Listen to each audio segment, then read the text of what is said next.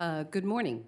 Here it is, February, last day of the February 2022. Let's go for the roll call, please. The meeting's been called to order at 9:01 a.m. George Osborne, Director Osborne, Director Veerkamp, Director Anzini, and Director Dwyer present. Director Day is absent. Acting General Manager Corcoran, General Counsel Polson, Clerk to the Board Sullivan present. General Manager Abercrombie is also absent. Yes. So let's stand for the Pledge of Allegiance with a moment of silence for Ukraine and the patriots that are working there. I pledge allegiance to the flag of the United States of America and to the republic for which it stands, one nation, under God, indivisible, with liberty and justice for all.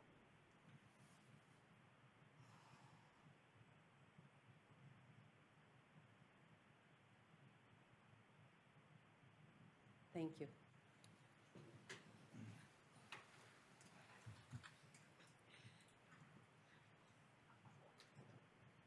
Okay. Director Yes. Anzini, staff has requested that information item number 12 be removed from today's agenda. Yes, this is a request, this is an agenda item that Director Day requested a month ago or two, and out of courtesy to Director Day, who is currently with a family emergency, we will just postpone it for another agenda. I move we adopt the agenda minus information item 12. I'll second. Okay. It's been motioned and seconded to adopt the agenda with the item pulled. Any comments from the public? If members of the public would like to address the board at any public comment period during this meeting, please refer to the detailed instructions on page 2 of today's agenda. President Anzini, at this time, it does not appear there are any members of the public wishing to speak on the adoption of today's agenda. Okay. All right, board, so move, go ahead and vote. Division 1, 2, 3, and 4, voting aye, motion carries.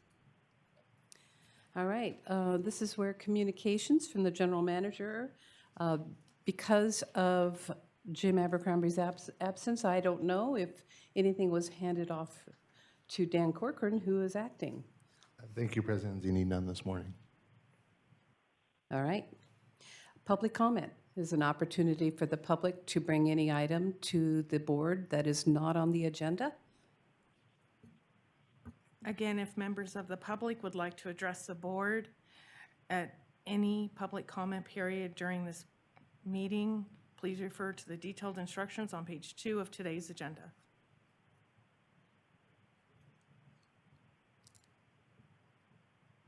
President Anzini, at this time, it does not appear there are any members of the public wishing to speak during today's open public comment period. Okay. Thank you. Now we'll move on to communications. Do we have any communications via the general manager's office? None this morning. Thank you, President Zini. Nothing? None this morning. Thank you. Okay. Clerk? None today. Okay. Board of Directors, do you have any individual reports? No? No? We're going to make this quick. Well, you can be here. I have a report. So I had an opportunity to tour the 4 flumes that we are repairing, and it was a day with past Director Rafferty, who acted as our press corps, and we took a lot of time to go up there and see the roads that were built to get access to these flumes. This is flume 30, which is almost done, correct? Getting there. We like to say they're all almost done. But it was interesting, and of course, then a small snowstorm came in on the day, I guess they were going to do cement. into the flumes, which is it was quite an engineering feat to see how the cement was going to come down the mountain from the cement trucks into that gully. But we saw flumes 4, 5, and 6, the damage that caused. A lot of people don't really realize the amount of damage that Caldor caused on such an extreme slope. And I have to applaud the general manager's staff and all the planning of rebuilding and getting our conveyance system up and operating again. So it was very impressive. I wish that people could see this. It's a hard place to get into, but I look forward to more reports and videos so that the general public can see what this did for our system and why it is so expensive to replace. So I appreciate staff's patience with us, riding the vehicles, getting into the conveyances that they took us to those places. So it was great. All right, next on the item is approval of the consent calendar. So moved. Okay. It's been motioned and seconded to approve the consent calendar with that item pulled, of course, one item pulled. There are no items pulled, No, the not from information We item. pulled them already, yeah. All right, thank you. So for clarification, approval of the consent calendar moved by Director Osborne, Yeah. seconded by Director Osborne, with no items pulled from the consent calendar. Items 1 through 9. All right, Second was by Director Dwyer. Dwyer. I moved, Dwyer seconded. yes. That's what I, I can't move it and second it myself. No, 1, did 2, I say that? There's rules against it. Okay, it's okay. my first mistake in 10 years. All right. So, all right, No public comment, no board comment. all right. So, board, what is your will?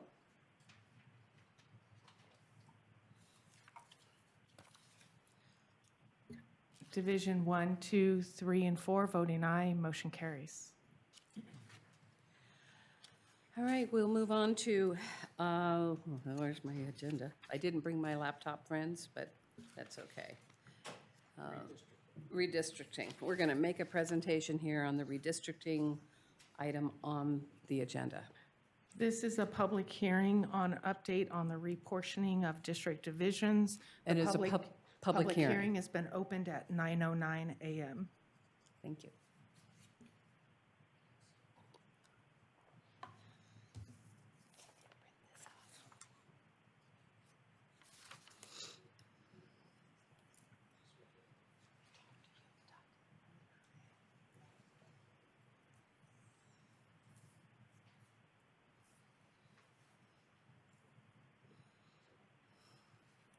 You see all that, Brian?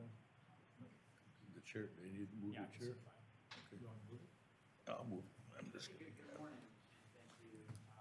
For hearing this presentation today, I'm Brian Polson, General Counsel for the district, and I'm going to do an update on the redistricting that we're currently engaged in. Let me see here. Yeah, you got it. Okay, great. So I'm going to run through these slides fairly quickly and get us to the new information that I'm going to be presenting. Just as a reminder, we've met here and considered this item on a number of occasions over the last few months following the 2020 federal census. And of course, the objective is to reapportion the district's divisions so that they are equal in population and take into account other factors required by federal and state law. Go ahead and advance. And that slide basically says what I just said. So we'll skip to the next one. This is a map of our current division boundaries, and I'm going to I just show that as a reminder. We're going to go through the map, the draft alternatives that we've developed, along with some additional information regarding each of those alternatives. Next slide, please. So this is a depiction of the current draft alternative 1A, and this alternative was developed primarily based off of the input that we received from former Director Greg Prada. And I have a little bit more information to share about this particular map as we get, I'm going to circle back to this one after I've gone through the additional information that I wanted to share regarding each of the 4 draft alternatives. So if you'll go to the next slide, please. Recall that during the last presentation, I opened up both our internal geographic information system as well as our web-based mapping application available to the public to show how each of the draft alternative maps geographically change. And our discussion primarily focused on how each of those alternatives split or consolidated the populous communities within the district's division boundaries. The information I wanted to share today attempts to kind of quantify in numbers how those changes, how each of the draft map alternatives affect the distribution of district customers. And so what I'm going to do is go through a number of tables here to just show kind of what the impacts of any one of each of those alternatives would be. So we begin with alternative 1A, and I'll just, kind of point out some highlights. It's somewhat difficult to compare these tables one with another, but I'm gonna do my best to draw your attention to what I think are the most salient points. So the first row here describes the number of district customers that would move from an even division to an odd division. And for those that might be recently tuning in, the reason that matters is because customers currently in even-numbered divisions will have an opportunity to vote in 2024, in 2022, later this year. They'll have an opportunity to vote for their district representative. The last time that they voted was in 2018. So by moving them into an odd-numbered division, we would be pushing out the timeline up to 6 years by which they could vote for their respective district alternative. And we view that as we're trying to avoid that impact to the extent that we can, recognizing that that it is inevitable that this impact will occur for some customers. We're just trying to minimize that to the extent that we can. So that's just a little bit of background. I won't go through that again for each of these tables, but with that in mind, you can see that Division 1 picks up about 1,600 customers. Division 3 picks up 2,500 customers from even-numbered divisions. And so the cumulative, what we call the voter disruption total, is about 5,000 for map alternative 1A. Moving down then, you can see the distribution of water service connections, and I'll just point out that under Division 3, that number, roughly 6,000, is low compared to the others, and the reason for that is that the city of Placerville is included in Division 3, the city of Placerville being a wholesale customer of the district, and so there are no district individual connections, so to speak, even though the customers within the city of Placerville still constitute, they are still within the district's division boundaries. So that's why that number is a little bit low. I don't recall off the top of my head, but I think it's about 5,000 customers, 4,000 to 5,000 customers. Mark Price, does that sound right? 5,000 in the city of Placerville? Yeah, so, that would bring the total number of water service connections roughly proportional to the other district divisions. The next row is the agricultural service connections, what I'll do is, you can see that most of our ag connections are within divisions 1, 2, and 3, with very few in divisions 4 and 5, and that remains true for virtually all the alternatives. The next line is the number of sewer service connections, and in this particular mapping alternative, each of the divisions includes some wastewater customers, but of course, Division 3 with the fewest number, and that, again, remains true. The same rationale as the sewer service connections in Division 3 as the city of Placerville? Yes, though the district doesn't have any, the district doesn't provide any kind of, No, I know, but I mean, that's the same rationale of the water connection. yeah, the city of Placerville has its own wastewater customers in the city. And then the final line is the recycle water connections. So I'll come back to this line because this is, comparing one alternative to the other, this is where we do see some fairly significant change between the mapping alternatives. This particular map consolidates all of the recycled customers into divisions 4 and 5, and the vast majority in division 4. Okay, with that, we can go to the next slide. So this is a depiction of alternative 2, and I'll just take a moment to allow you to sort of refamiliarize yourself with this particular alternative. Go next slide, please.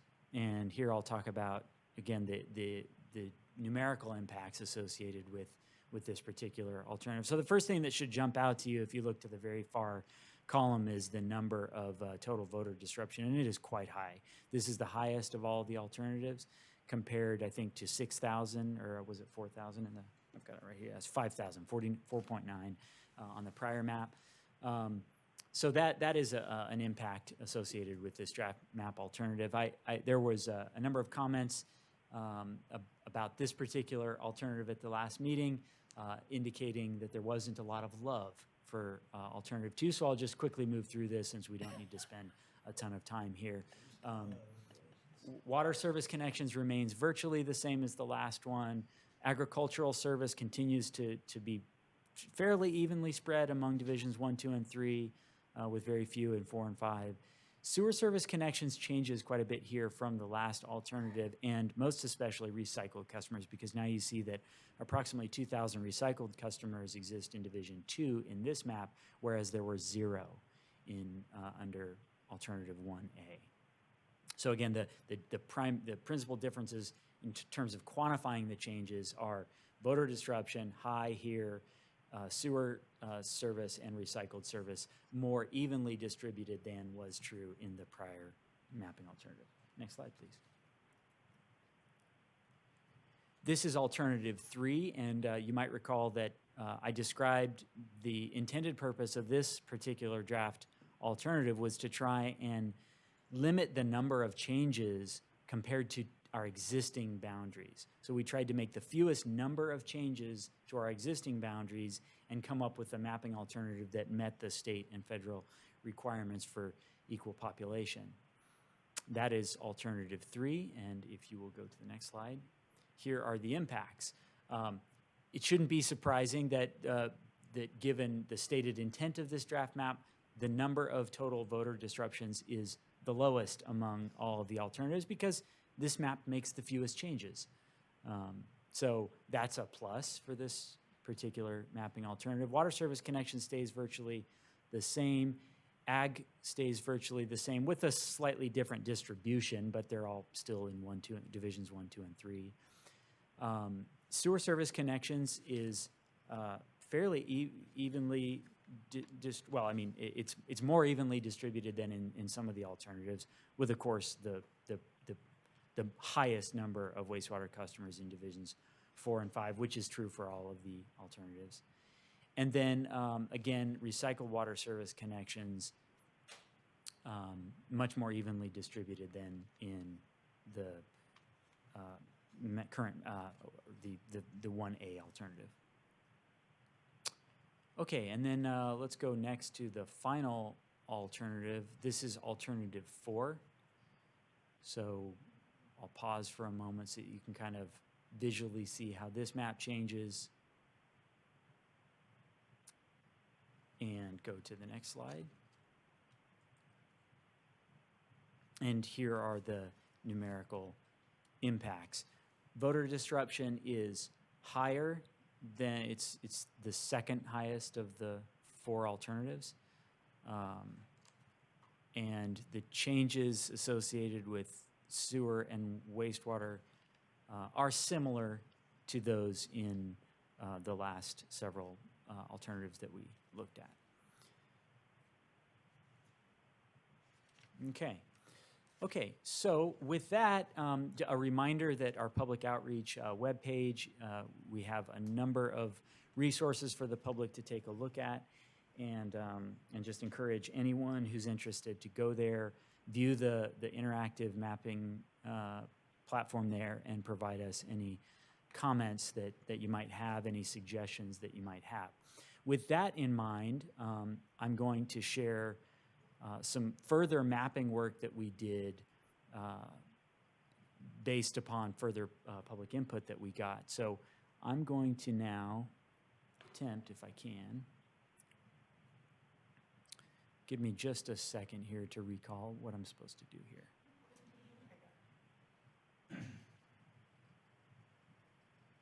Oh my goodness, the last view was better.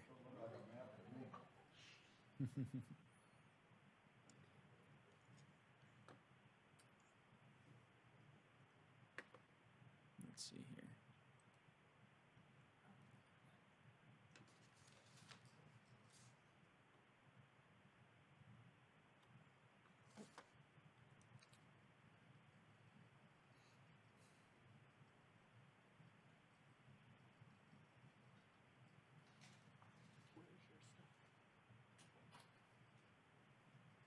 Yeah.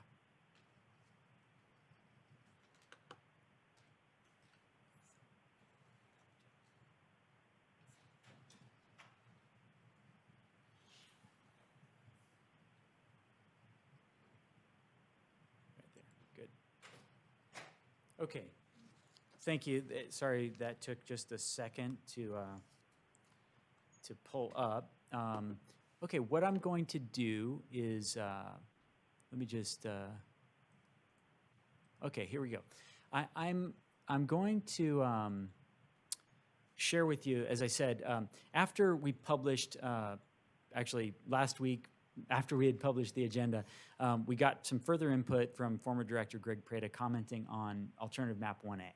And he had some additional suggestions for small tweaks that we could make to primarily divisions, what was only to divisions 2 and 3, the boundary between divisions 2 and 3 that in certain ways makes some sense in terms of keeping communities together primarily in the Shingle Springs area. So what I'm going to do is we weren't able to map these with enough time to publish them in the agenda because, like I said, we didn't get these until right around the time that the agenda was going out. But we were able, again, thanks to Jan and Rachel Sarge, able to map his suggested changes, and that's what I'm going to show you today, and then we can kind of talk about those. What we did was we're now calling this map with the additional tweaks Alternative 1B.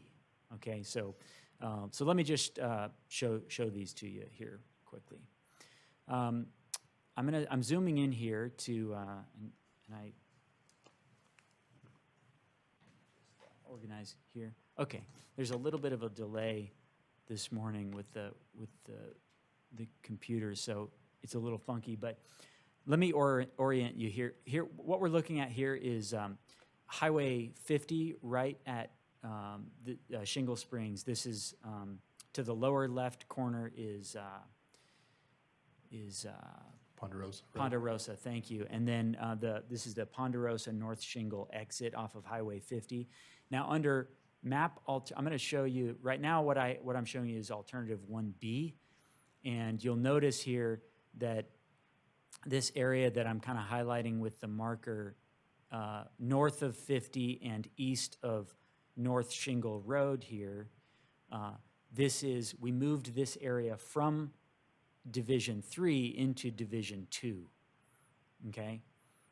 The rationale here was this area is included in the Shingle Springs designated community area, and so by moving this area into Division 2, you're keeping more of the community of Shingle Springs intact as opposed to splitting it up. This area that I'm pointing out here is the Rancheria, and so we're taking some of this area north of 50 and including it into Division 2 under map Alternative 1A.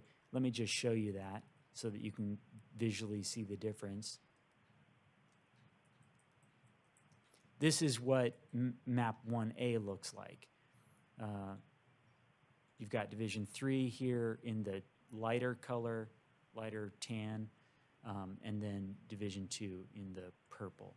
Now, that's one change. I'm going to zoom out here and show you an additional change here.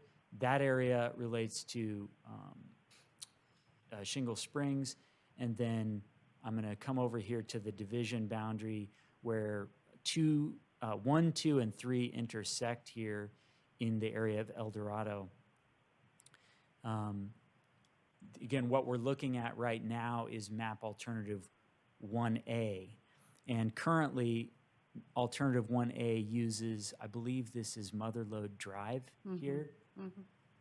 You can see this Motherlode Drive becomes a boundary between divisions 1 and 2 with Highway 50 dividing 2 and 3.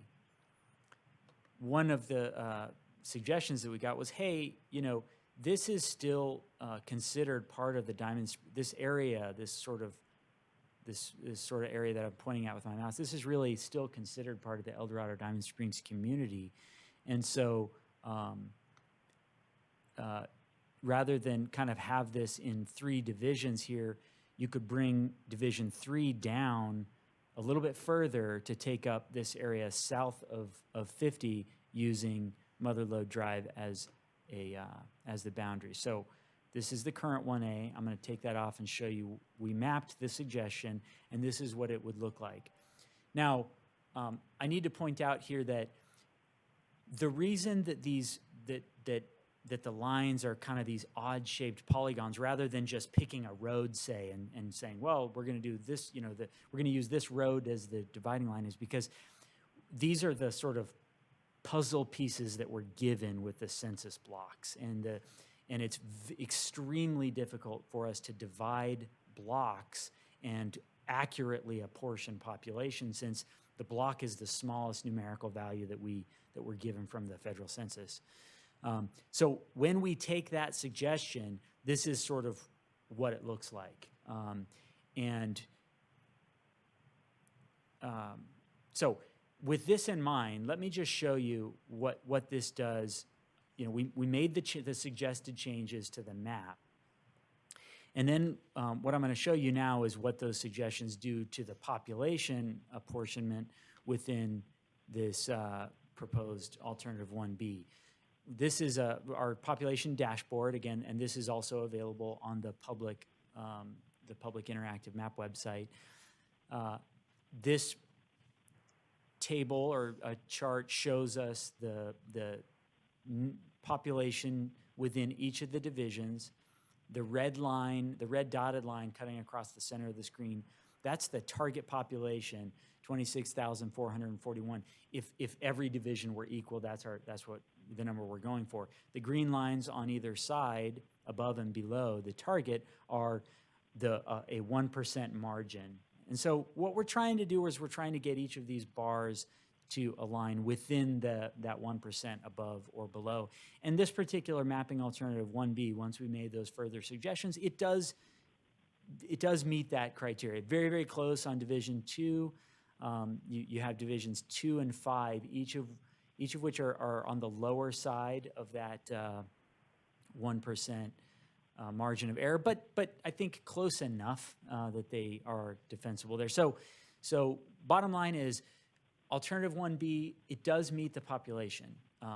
But if we go back, I just want to go back to the map here and just kind of reflect on whether or not it really makes sense to make this change, given the shape of the census blocks and how what we've kind of done here is created a somewhat odd division boundary line. The intent here was to move a little bit more population into Division 3. That would make sense from Division 2, and to try and preserve that community there. But I'm just not quite so sure that this, because of the shape of the census, that it really makes a lot of sense to do that. Let me scroll out here, and that is particularly true, I think, in the Shingle Springs community. If I go back over and show you, where we began.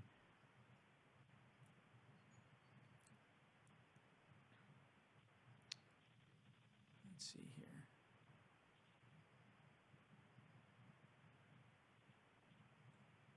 And that is this area here. Whereas under map alternative 1A, the division boundary line was very clean. It's Highway 50 and North Shingle Road. It makes a lot of intuitive sense. Currently, again, because under 1B, because the federal census blocks are these odd-shaped polygons, it may be a little bit unintuitive, especially if you live somewhere in here. Wait, which division am I in? Granted, there are not significant population numbers in this area.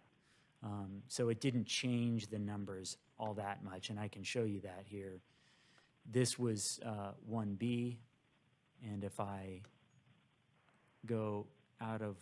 close 1B down and show you 1A, you see that 1A is actually a little bit closer to the target population. Either one of them work, but 1A is a little bit closer here for Division 2 especially than 1B. Now, I will say one more thing just on that.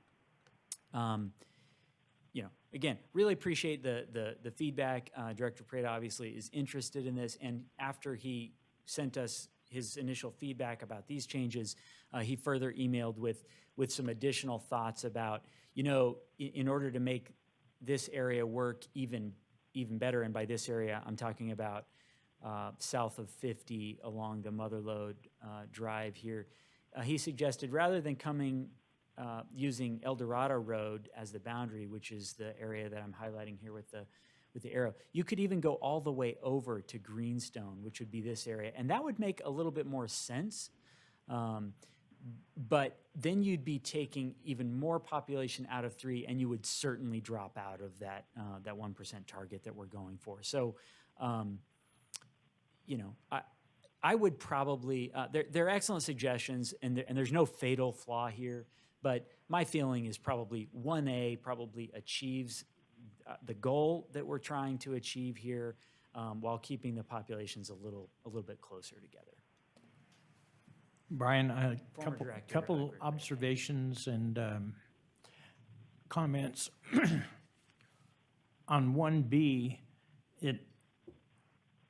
it seems like, it's not only seems like, it is, El Dorado Diamond Springs community is pretty much identifies as one. And all the alternatives split those. They have one fire district. They have a common interest in terms of being small, rural, historic communities. And to split them in half intuitively doesn't make sense. They identify together. Although I understand that some decisions have to be made and some communities are going to have to be split. So I just wanted to make that observation. The other thing is, last time we went over this in the workshop, can you put the population bars back up again for 1B? You bet. There we go. This is 1A. 1A, that's good. Okay. Here's 1B. The comment's the same, it doesn't matter. Because we're going to be faced with this problem, somebody's going to be faced with this problem in 10 years when there's the next census. We know where the growth is going to be in terms of population, connections, all that stuff. And we should allow for that in our districting so we don't have to redistrict the redistricting when we do it the next time. Yeah, that's an excellent comment, and we agree. We staff have looked at this very closely and agree with you on that point. We even went back to the 2011 redistricting and reviewed how the district took future growth into account then. There was an effort in 2011 to account for future growth. It actually turns out that between 2011, when we adopted our current division boundaries, until now, much of the growth that we anticipated would occur didn't occur. there was some, and we've certainly seen a lot of development in certain areas of the, particularly in current Division 2, for example, and Division 5. But my point is that, we have to be cautious because there are many proposed developments out there at various stages of progress in terms of moving to actual development. And it's just impossible to know exactly what the future holds. Having said that, I worked very closely with our development services staff to map out where our current, where we have current requests for connections and future development. And we feel like we have a pretty good feel and have incorporated that into what we've shown you today. I mean, this is why in many, though not all, of the proposed draft maps, you see divisions 2 and 5 low, and in some cases 4 a little bit low. We've attempted to account for where we anticipate the future growth, and we've held divisions 1 and 3 a little bit higher, anticipating that, yeah, there's going to be some growth primarily in the western part of the county. Well, I understand there's no ideal solution. What we're trying to do is meet many masters and find a satisfactory solution that meets all of the competing parameters. That's right. Okay, Director Bierkamp. Yeah, Brian, I think you guys still are hitting the mark. I believe 1A still looks the best. 1B has, some good thought behind it. Maybe it might be a little bit more consistent with the community regions, and maybe the supervisor boundaries without comparison, putting them right next to each other right here. I couldn't tell that. Maybe you guys have looked at that. But still, I think in what we're trying to attain and what we're looking at for future growth, based on my knowledge of where that growth may be and historical growth, I think still is a good, probably the best option is the 1A. Great. Okay, any other questions? Go ahead. Well, I've now kind of gotten through the information that I wanted to share. Our next steps would be the public hearing that we anticipate for March 28th. Is that right? The board meeting in March, end of March. And at that point in time, we're going to be proposing that the board adopt a map. And given the general consensus around 1A, it appears that barring some other significant input, that'll be the map that we'll be proposing. Now, between now and then, if the board or public wishes to weigh in and provide us with some additional feedback, I certainly wouldn't hesitate to bring that to you during the March 28th meeting as a potential additional alternative. But my hope and anticipation is that at that meeting, we'll be asking the board to adopt a resolution on a final map. So I have a question. Earlier, the first map was, the last time this was approved, was in August of 2011. So what is our deadline in order for us to finish this redistricting? Our deadline this time around is April 17th. Okay. We have to adopt a resolution and provide that to the county elections department. If we do this at the second meeting in March 28th, we should have plenty of time. Great, thank you. Any other questions? No? Thank you very much for your presentation. Okay. I'm gonna stop share, yeah. Yes. Are there any members of the public wishing to speak on public hearing item number 10?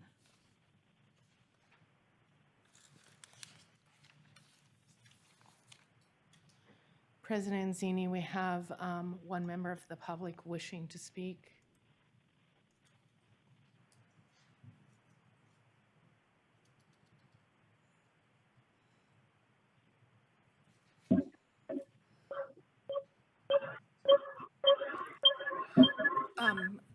Greg, turn down the volume on your computer, and then you won't get that feedback.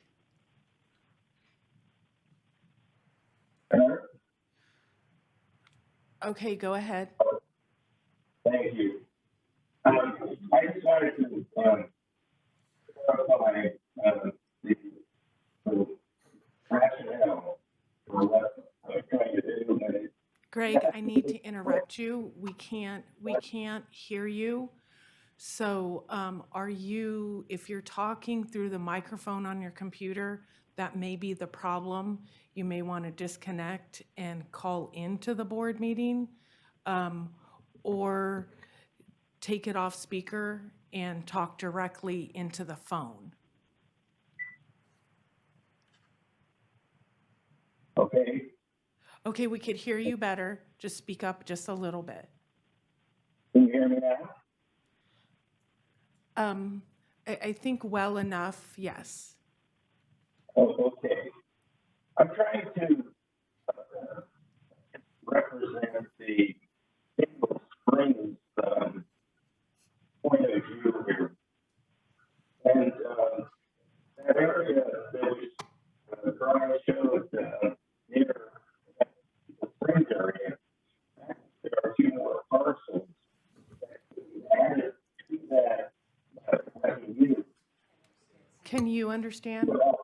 Greg, I'm so sorry. Are you speaking from a phone or a microphone from your computer? Would you like me to go to the phone? Can you tell where he's speaking from? We cannot hear you. So do you maybe take it off your, if it's on a speakerphone, speak into your phone? Yes, I'll do that.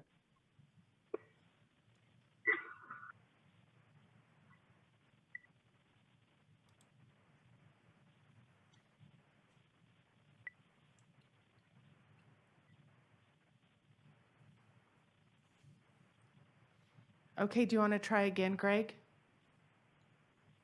Well, just a second. He's trying. I know. Just if we could hold on for 1 second, I apologize, and we'll just give him a minute to. I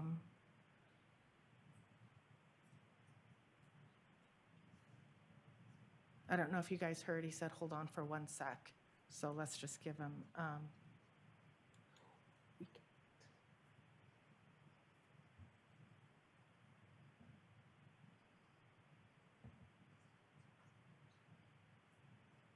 He's talking into the microphone.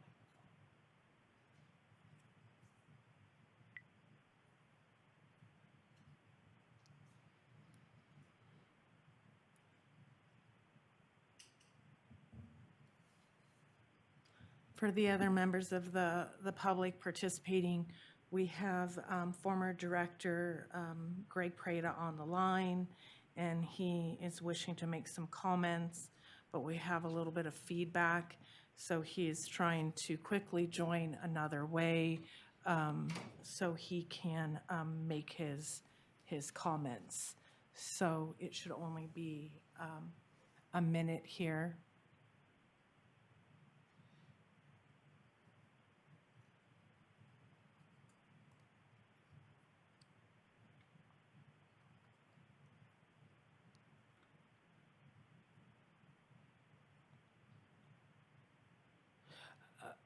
Okay, so I think he tried to call in and then hung up.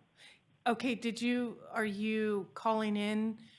Are you also dialed in on your phone with the last 3 digits 602?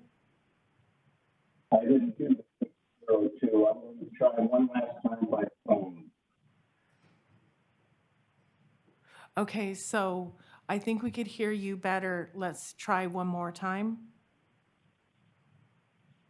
Can you hear me this time? I can't. I'm sorry. It's okay. Are you going to call in, Greg? Yes. Yes. Okay, and you were just there a second ago and it hung up, correct? Yeah, that's because I was muted and I didn't know how to. Okay, sorry, you guys. I know it's a little delay. Let's just, since he has been participating throughout the, we can't, because he has to provide it prior. He's been providing comments throughout this process and been involved. I want to make sure that we give him an opportunity to to speak. He was connected, but it disconnected. He'll reconnect, and then we'll get him going here.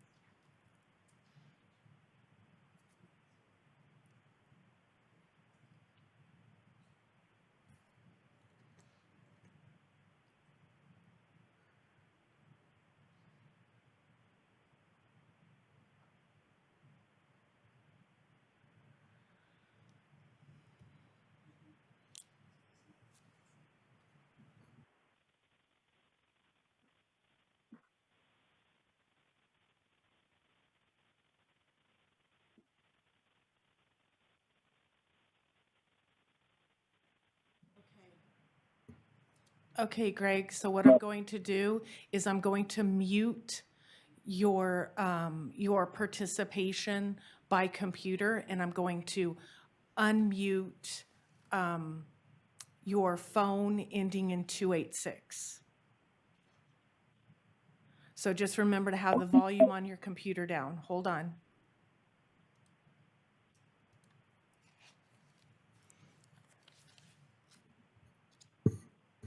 Okay, on your phone, you need to do *6, and that will unmute you. *6 on your phone. Hello.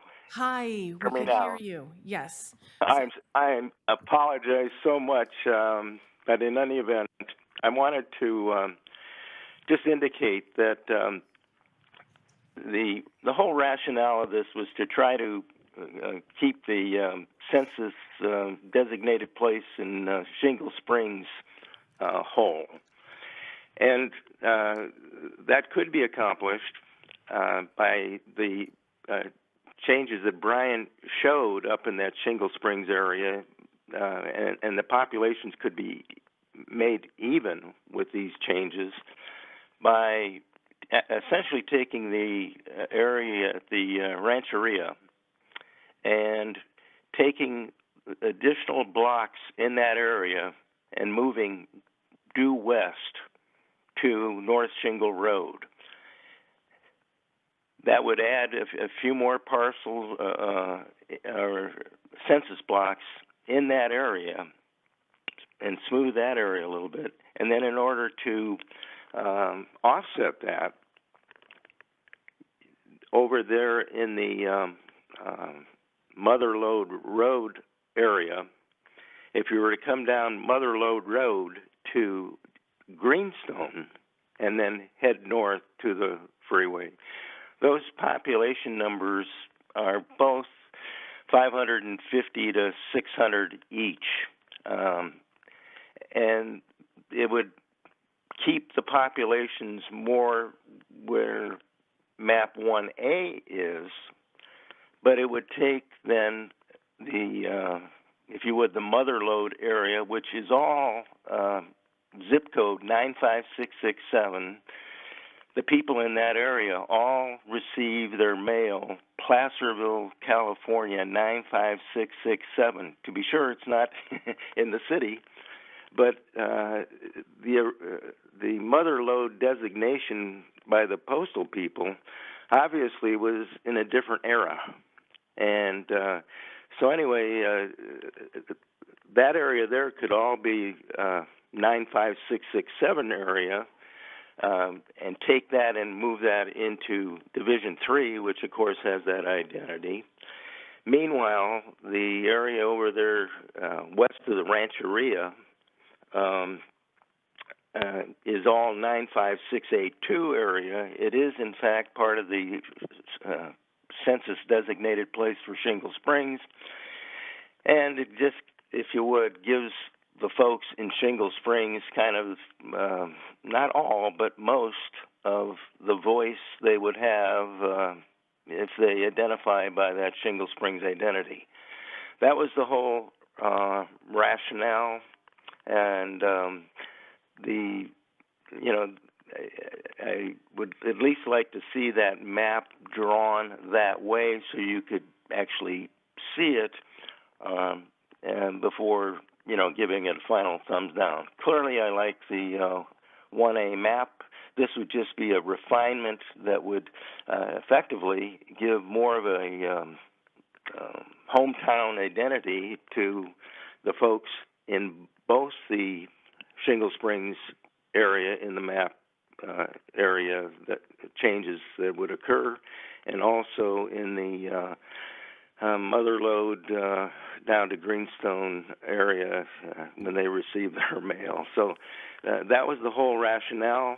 The population numbers, by picking enough of the parcels west of the Rancheria, would make this all even out. So that was the rationale.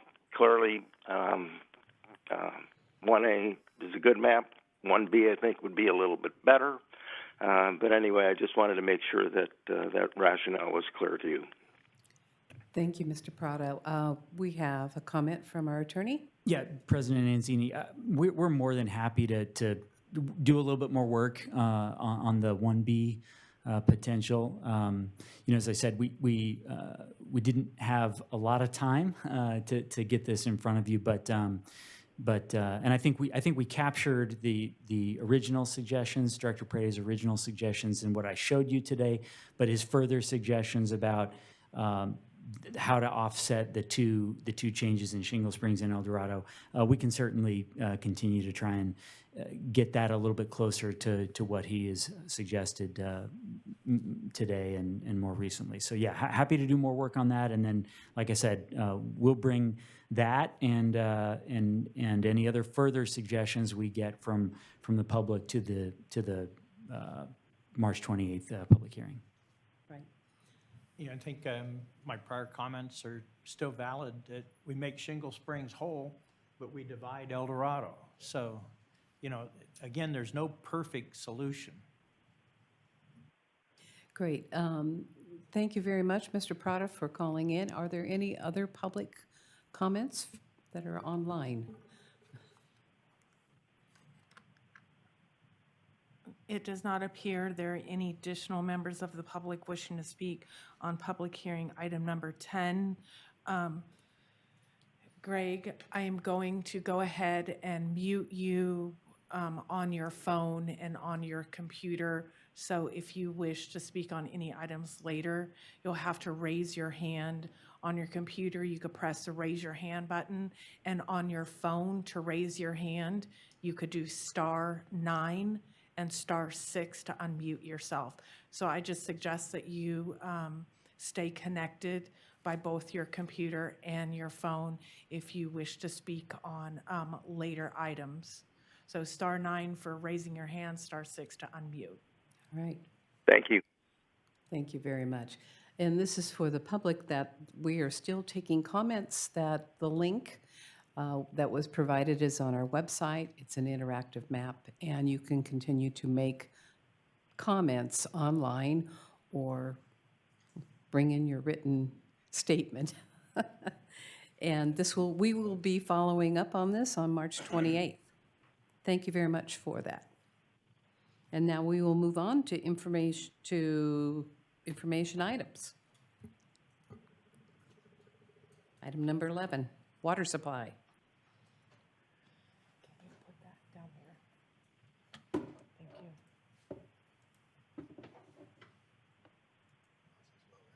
Yes, please.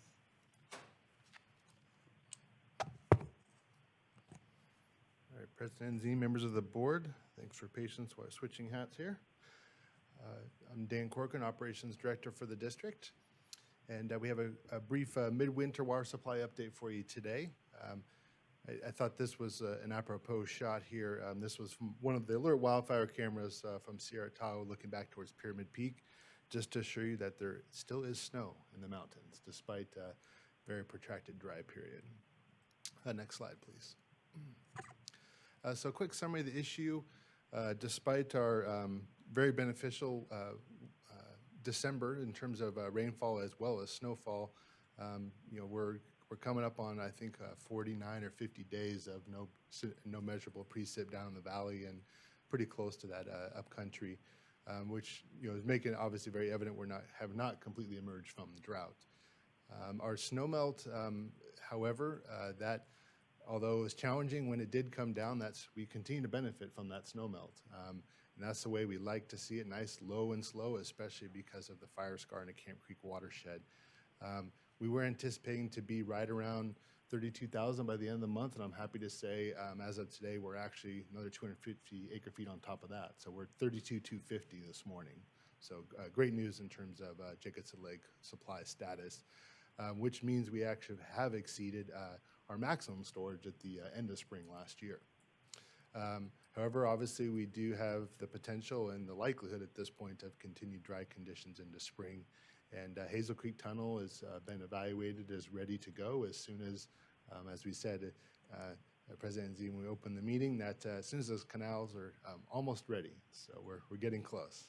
So, you know, and it's important to recognize that, yes, we're obviously in a very dry period, but spring can make the difference, especially upcountry. One big storm in the Camp Creek watershed in the Sly Park area definitely has potential to add, you know, 5 or potentially even more 1,000 acre feet to that storage. So next slide, please. Just a quick snapshot across our reservoirs. This is obviously last Tuesday when the packet was published. But there's some notable differences from our normal operations. I want to just take a second to highlight in a little more detail here in light of the fact that it's becoming more likely Hazel Creek Tunnel might be needed later this spring. We're about 8,000 acre feet higher than we typically are this time of year in Caples.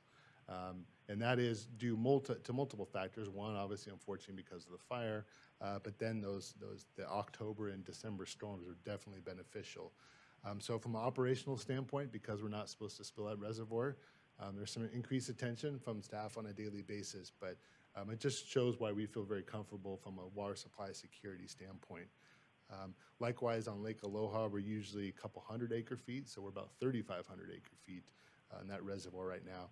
And that is not a quick jaunt to get there. As you know, it's a 14-mile round-trip hike or a helicopter flight, so that's another one we're watching closely. Folsom Reservoir, which we'll get into, is just doing its flood control operations right now. Next slide, please. So in January, even though we did have a dry January, our customers actually still saved about 8%, over last year. In February, as you know, we had record or near record heat much of the month, and our demand was actually up from the prior year, which is not unexpected considering, as you recall, last year, February was sort of the end of winter last year, and then we pivoted in March to spring. So much different weather patterns than last year. And the overall percent of annual demand is very low in February. We're definitely at base flows district-wide. Next slide, please. As I indicated, Camp Creek Watershed continues to perform, and we are at the point, flows have dropped off a little bit. We were averaging about 75 cubic feet per second through the tunnel. We're down to around 45, 46 this morning. But district-wide, our demands, we're operating the entire district on Res A right now because of maintenance at the other two facilities. We're only using about 30 to 35 CFS, so we're still gaining storage, even though that is the only facility that is in operation. And then we're obviously well aware that you know, the Caldor fire has presented some immediate and long-term challenges. We're trying to get a really good understanding of there's not a lot of vegetation there to obviously consume the precipitation, but there's nothing to guard against what we call solar irradiation, sun on the snow. So we're trying to dial some of our tools to help us predict that going forward a little bit better. Next slide, please. And we are, as I indicated, ready to go with Hazel Creek Tunnel, and our goal again, unless the board directs differently, we will continue with our stage one objective of having that 25,000 acre feet carryover like we did last year, end of the season there, end of September. And as I mentioned, we have plenty of water. We just have to have a way to get it there. So, and that'll be right around the corner. But if we get one of those really 1 or 2 good storms, we may not need Hazel Creek Tunnel, but I just want to assure you that we are ready if it's necessary. Next slide, please. And Folsom Reservoir, until about 2 or 3 more weeks, they're just kind of holding at their current status. But we did get some rather unfavorable updates after this board packet was published, unfortunately, from the Bureau of Reclamation the end of last week. As you probably saw in the media, the initial allocations came out. Statewide water supply conditions are not very good. And at Folsom Reservoir alone, their projection, runoff projection in just 3 weeks decreased by about 250,000 acre-feet. So they are very concerned. We were in flood control operations, as you remember, a month and a half ago, and now they're worried about having sufficient supply. So it just really shows the volatility. And it also really reiterates the importance of having our permit 2112 supplies and the ditch rights. Our initial allocation is about 1,647 acre-feet, and we used almost 9,000 acre-feet at Folsom last year. So without those local supplies, we would be having a much different discussion this morning. Next slide, please. And this just visually illustrate what I had mentioned. We'll start to hopefully see that climb. This is the dark blue is the current year Folsom Reservoir storage status with some comparative drier and wetter years. It's the same one we've had each meeting. Next slide, please. And I thought this was an important slide to also share. So this is a remote snow pillow in the Caples Creek watershed managed by the National Resource Conservation Service, NRCS, under the USDA. And the black line is the weight of water in the snow. So what's important here that unfortunately we haven't gained, we've crossed back below that median, but we're not losing that snow. So it is continuing and the density is actually increasing, which is a nice thick ice cube, and that's what we want. So that's harder to melt, it means it'll last longer. So trying to find the bright line in terms of where we're at, but in terms of that upper elevation snow is staying put, and that is very beneficial to our interests. Next slide, please. Okay, and we'll quickly run through what's on the horizon here. You look outside today, and I think we all have plans for short sleeve shirts, hopefully later today, mid-70s down in the valley. Although, as after this update was issued early last week, as you know, Wednesday night into Thursday, we do have a little bit of precip coming through, about a 1/4 inch on the west end of our district and about a 1/2 inch upcountry, in Pollock, Kybers, mix of rain and snow. So we're still getting a little bit, but nothing significant to really change our overall supply status. Next slide, please. Similar in that 2 weeks, first week of March. And next slide, please, Jen. And next slide showing that equal chance. And I thought it'd be important here to recall back to Carrie's update to you on the flume construction and how we really need to, although we really need the rain, we really need to have that nice dry weather until we can get ready to tarp and do some of the work that he and the rest of the staff are working so hard, our engineering colleagues. So this is very favorable for construction, so we'll call it that. So next slide, please. And then this is just kind of looking at the spring, as we mentioned, likely slightly below normal precip for the rest of spring. No surprises there. Next slide.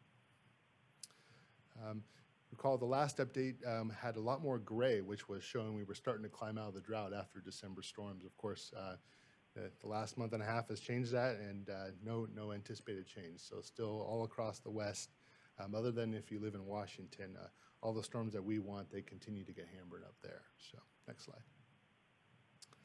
And just for looking at next year, because we're always thinking long term, obviously having a good feeling about our ability to move 184 water down if necessary this spring, we are starting to get to more neutral conditions, which is more favorable, hopefully, that we can climb out of this darn thing after the rest of this year if we're not able to crawl out by the end of spring. Next slide. So I'll have to do an audible and change the first bullet that changed obviously after our public. Jacobson Lake Reservoirs now look promising. Unfortunately, with that update that I think even took the Bureau of Reclamation by surprise, Folsom Reservoir is not looking as promising as it was even just a week ago. And they're responding as quickly as they can to their modeling tools from their staff. And that if we have a normal spring, I Dan, think. can you Please. go back to Folsom and the water allocation, the Yes. recent change in allocation, and clarify how did that affect our supply picture? Yeah, thank you. Thank you very much for bringing that up. So beginning February through May, approximately monthly, we get initial water supply allocation. We get updates as the spring goes on. And so that's in reference to one of 3 supplies available to the district at Folsom Reservoir. So this is for the contracted Central Valley project supply, and that we consider really secondary in these times to district's permit 2112 supply, and as well as our Weber Reservoir and ditch supplies. So those supplies, at this point, we don't anticipate those to be constrained. It's really just the one of the 3 supplies. So that amount was about 1,600 acre feet of the almost 9,000 that we need to meet our customers' needs for 2022. And sorry, sometimes I think about this all day, every day, so it just kind of runs in my head, and I appreciate important to step back every once in a while. And as we're looking at looking overall at the spring, you know, locally our water supply condition actually looks very good, and our ability to meet our customer demands. I don't think it's unheard of if we were to have a normal spring to be able to crawl out of this thing and perhaps, you know, go back to stage 0. The trend's not looking that way right now, but I just want to make sure you know we are looking at that. And the potential, you know, we don't think obviously to go the other way. If anything, based upon what we're looking at, considering the data that was released into last week, we maybe be at stage 1 or maybe be out of it, but we'll see. Our next update will definitely have a better picture for you. And just it's really those spring storms can make a very big difference for us. So, okay, next slide. And our outreach continues, you know, both through our waterfront. Jesse and his staff have been doing a great job, and then participating with some of our regional folks. As you hear on the radio, RWA, Regional Water Authority, continues to push water conservation, try and just achieve that voluntary conservation. Next slide. And that was Sly Park many thousand acre feet ago after the storm, and obviously the island is back to its island, which is a good sign. So.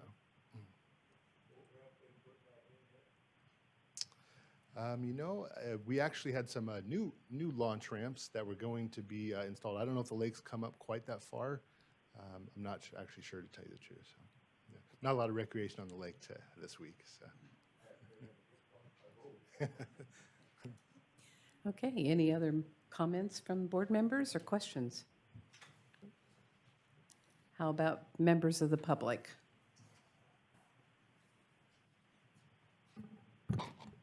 President Anzini, at this time, it does not appear any members of the public are wishing to speak on information item number 11, status update on 2022 water supplies. Okay, thank you very much. And now we will move on to item number 13, finance. For the record, item number 12 was removed at the adoption of today's agenda. Yes, thank you. Mr. Price. Ooh, scary. You have information regarding our public employees' retirement system pension. Yes, we do. Okay. When we get there. So this is just this was requested from a board member during the budget presentations back in November. So I thought I'd give an update, and then also potential for a mitigation effort towards the unfunded liability to discuss that. Thank you. So I'm just this is the summary of what I'm going to go through. A couple pension definitions, describe what the unfunded liability is at the moment, or last year, and then discuss mitigation effort of refunding revenue bonds, and then what the next step would be. So again, at the November 8th budget workshop, the director asked for an update on the unfunded actuarial pension liability. Unfortunately, he's not here.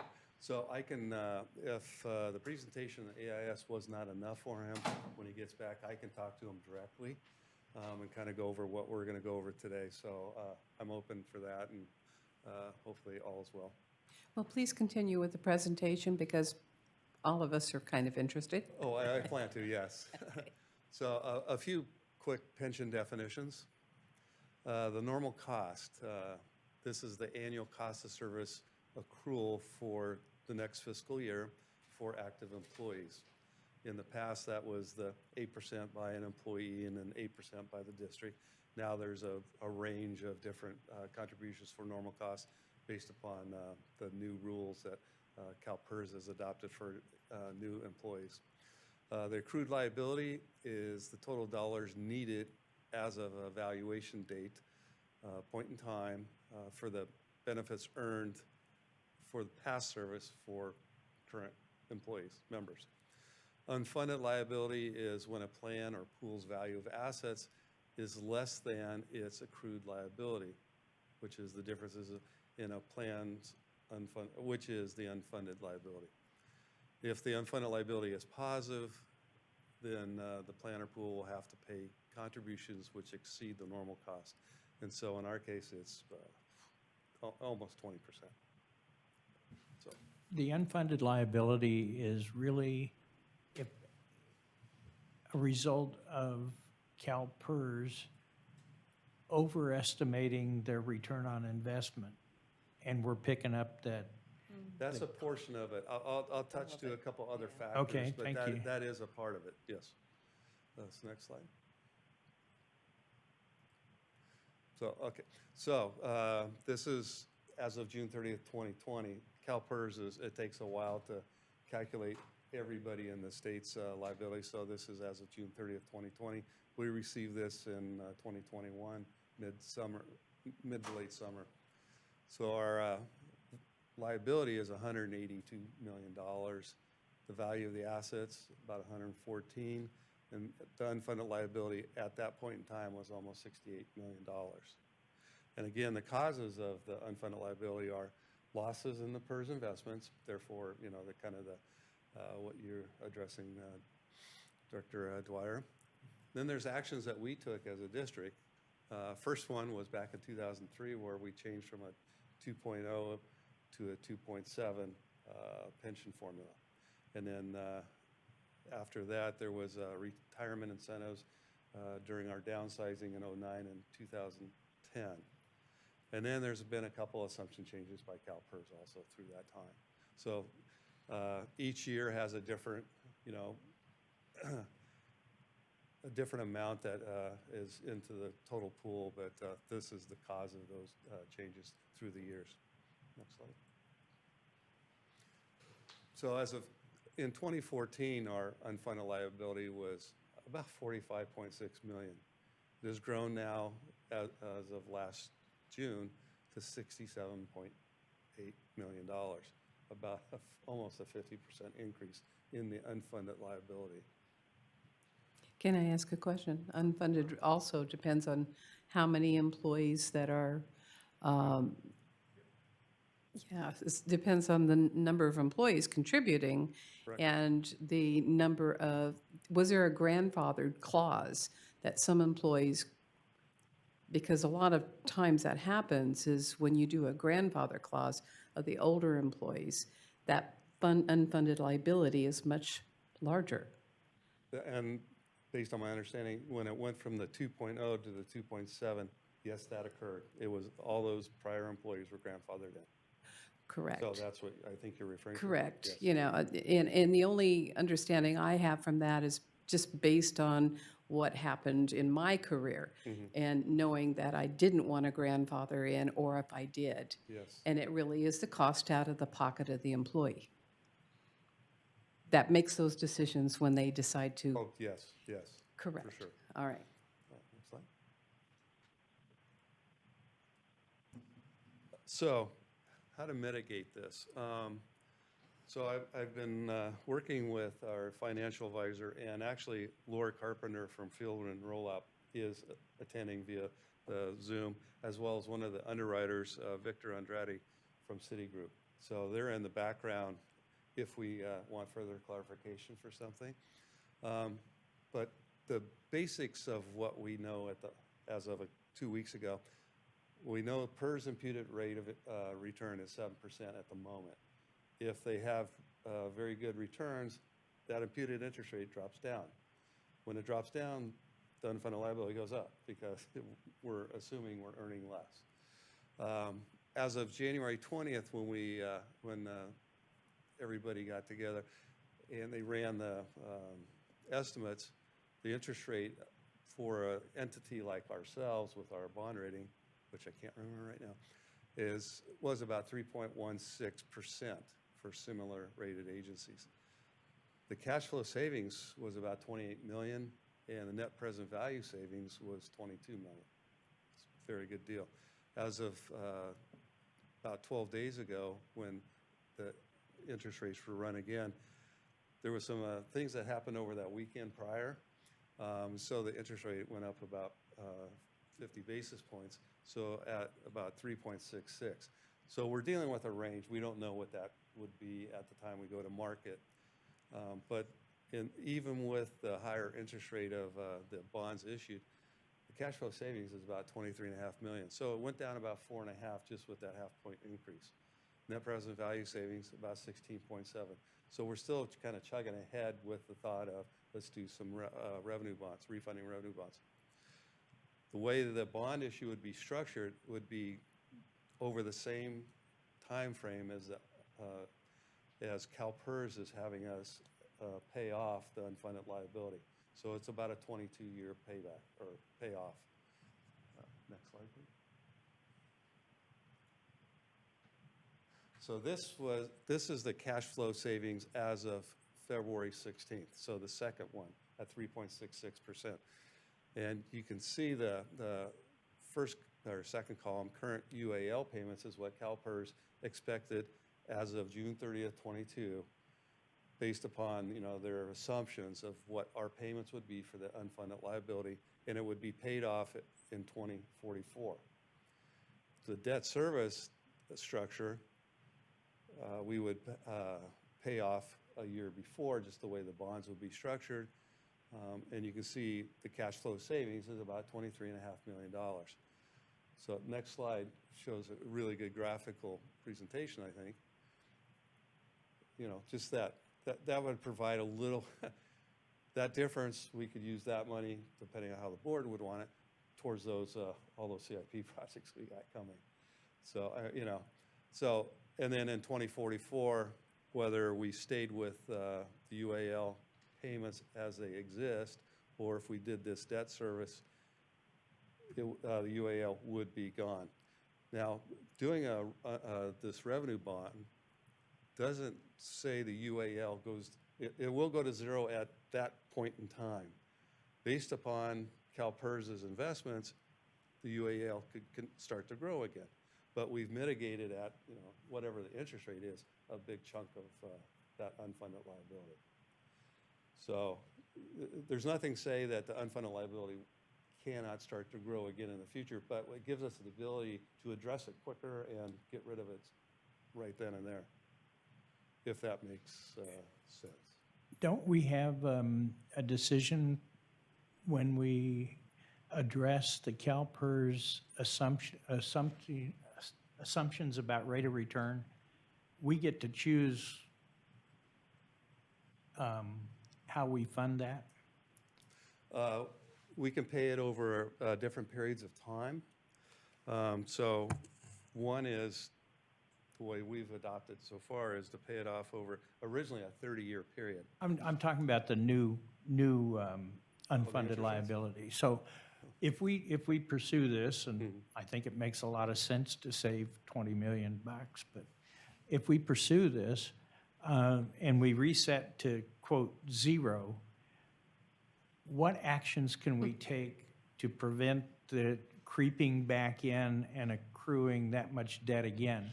And my point was, when we make our agreement, annual agreement, I think, with CalPERS, they send out a range of assumed return on investment, and we get to select what range we think is appropriate. Is that correct? That's not how I can get back to you, but that's not my presumption. The way I would mitigate this is whatever, if a UAL arose, I would address that in that next year. I would pay that plus my normal cost. Okay, that's where I was, what can we do to keep that from Yes.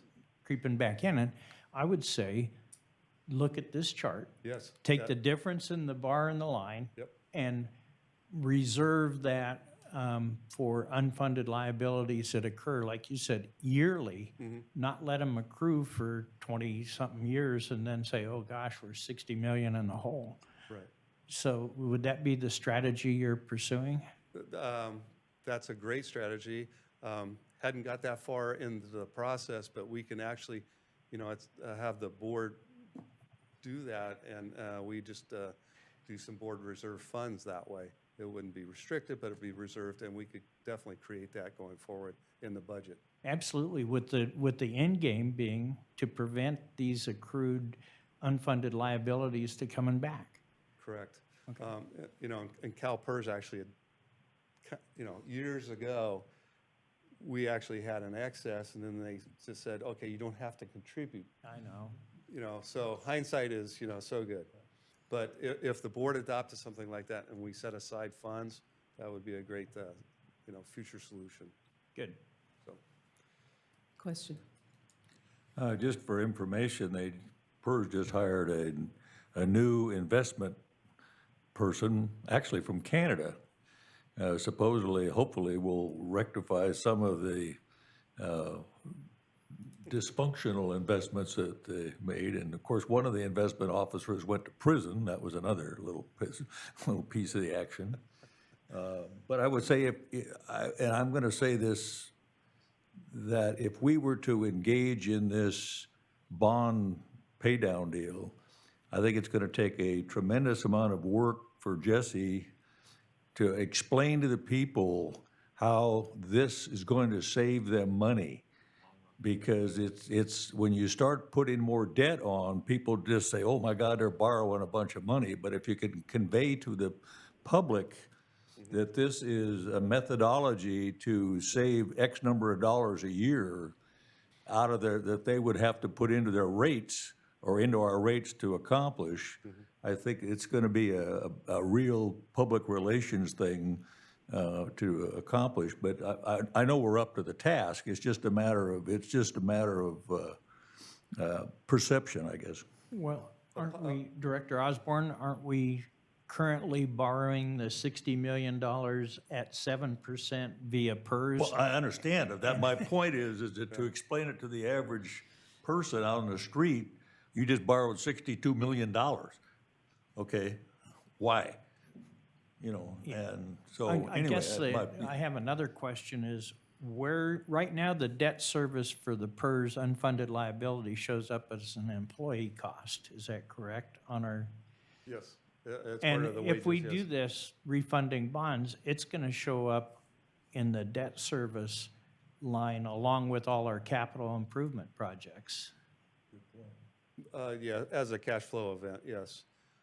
Also, So I guess to Director Osborne's point, how do we mitigate that? Do we make another line item in our financial reports that separates the debt service for capital improvements and versus the PERS unfunded liability, and to make our communications job somewhat easier? well, there's actually a couple reporting mechanisms already within the financial statements. One's the footnote, which shows how. I got how news large for this- you, nobody ever reads it. Well, maybe one But on person. the face of the balance sheet, we do have the liability now. So that liability will go, well, momentarily go away. And then be offset by the debt, obviously. Now, how we've talked about structuring this debt is we have all our bonds out there now, and we have a 1.25% coverage ratio on those. And there's a table within the CAFR, and very few people look at it. These bonds would be issued as subordinate debt to those. So if we came under stress, we would pay the senior debt first, which is all those CIP bonds, and then what's left would pay these bonds in priority. So there's going to be a 1.25 coverage calculation and then a 1.0 coverage calculation for these bonds. So in theory, it'll drive up the senior debt coverage because we're reducing the salaries and wages, by this. So there's a, we'll figure out how to explain that to the public. But in the back of the AIS, there is a attachment, which one of the cities in Southern California went through recently, and there's some questions and answers on that.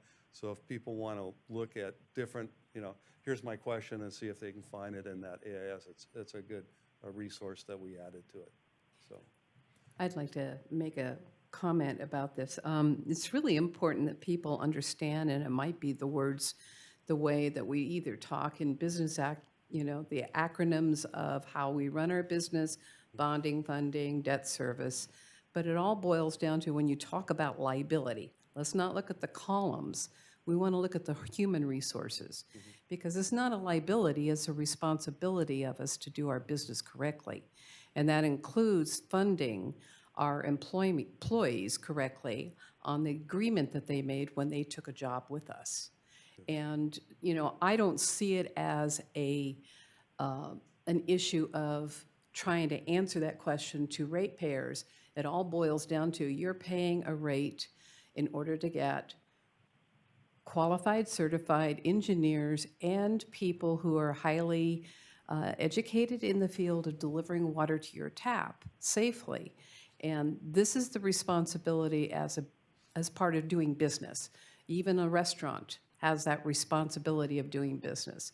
So there are small businesses that have IRAs, there are small businesses that provide some kind of benefit, but we do realize that when you are over 100 employees, that the benefits of having a benefit package that recruits the best, the cream of the crop, who want to have a funded pension when they retire is most important. And that's why these jobs are very good jobs. And that's how we select and how we are able to recruit good employees. So in my mind, liability equals responsibility, and that is on our part. All right. So not wanting to belabor the point, but, PERS has as well a trust fund that can be invested in also to handle this issue. Not saying it's the best, but there are other ways to do it, and that could be something that we establish also. Now, most likely, it's all going to be market-driven, dependent upon what your rate of return is. Could take a lot longer than this 30-year projection, and then you're going to fund it also on top of that, paying your actual costs. Right. So there's other options, but I think as long as we're looking and determining what the best bang for the dollar is, knowing that there's going to be some more unfunded amounts year after year, unless the market, and last year was a great year, we were double digit. But you want to try to average that out and smooth it the best you can, which PERS took away that option years ago too, so. Yes. And you bring up a great point, Director Verkamp, as far as my really conservative point of view is funded directly with CalPERS. Yes, CalPERS also, like with the OPEB or the other pension liabilities, they have a trust fund that you could invest in, and they have slightly different investment rules. With the world the way it is, I don't know. And then there's also, and then there's the ability to do a trust fund outside of that CalPERS too. At the moment, I told bond counsel, let's just look at funding with CalPERS. So we have time we might have to delay something like this because of setting up trust documents if we choose to do that. But at the moment, that's my preliminary discussions is not that direction. So, but thank you for bringing it up because I forgot to. Next slide. So the next step is at the next board meeting, bringing a consideration of a resolution to authorize the issuance of refunding revenue bonds and then approve the execution, this is legal stuff, execution and delivery of certain documents in connection therewith and certain other matters. Essentially approving preliminary documents and then authorizing the general manager and legal to review the documents and proceed with the transaction. At the adoption of the resolution, if that were to occur, it sets in motion a 60-day kind of a period of time that we can't issue anything within that 60 days. That'll take it into May, probably the end of May, if this were to occur at this point in time. Will we be able to lock in the rate, or, That's kind of a market-driven Yeah. thing, the day of issue, yes. all right? Not kind of, it is. They, Citigroup, when they go out to market the bonds, they are reaching out to different investors. And then the day before, they reach out, you know, this is what's coming. The California State, I can't remember, Treasury Board, they go out and tell the marketplace what is coming in the near future. So it kind of gets advertised out there. And with I think we have a really good name out there. We could have a very successful bond issue again. But again, world events are kind of weighing on everybody, I think, so who knows? Thank you. Mark, I don't know if there's one perhaps additional item. I know that Mark explained to me that this bond would remain subordinate. In our financial plan, we have a potential future bond. Yes. This pension bond, if I understand correctly from Mark, would remain subordinate to a potential future CIP-related bond. So that's maybe important to understand as well. That is correct, yes. I guess that brings up a question. In the bond world, if we were to make these subordinate and all of a sudden for some irrational reason, we would have to not make a payment or in essence default, what would that do to the rest of our bond rating? Well, I'm sure it would affect our bond rating. I would think for sure. so, yeah. I do not anticipate ever doing that. So the financial plan is a very solid plan. So I can't even foresee that. But if it did, it would definitely affect our rating. And the board at that point in time would have to adopt a way to rectify that within the year.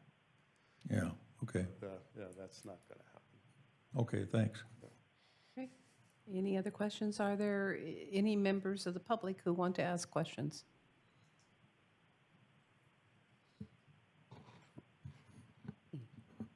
President Anzini, at this time, it does not appear there are any members of the public wishing to speak on information, item number 13, public employees retirement system unfunded pension liability update. All right. Thank you very much. We look forward to March 14th. So this takes us into the action items on our agenda. Item number 14, finance. I'll make the motion to approve, but I do have a question. Okay, there's a motion. I'll second. Okay, second. I'll recuse myself, please. Okay, and Director Camp, can you? Yes, I will recuse myself, please, from this item. okay. So, been a motion second. Questions? I have a question on the general fund 110, the $100,000 to Shimmick. I'm assuming, and maybe we need a presentation at the next board meeting or thereabouts. I'm assuming, I went by there before I vacated the state for a while.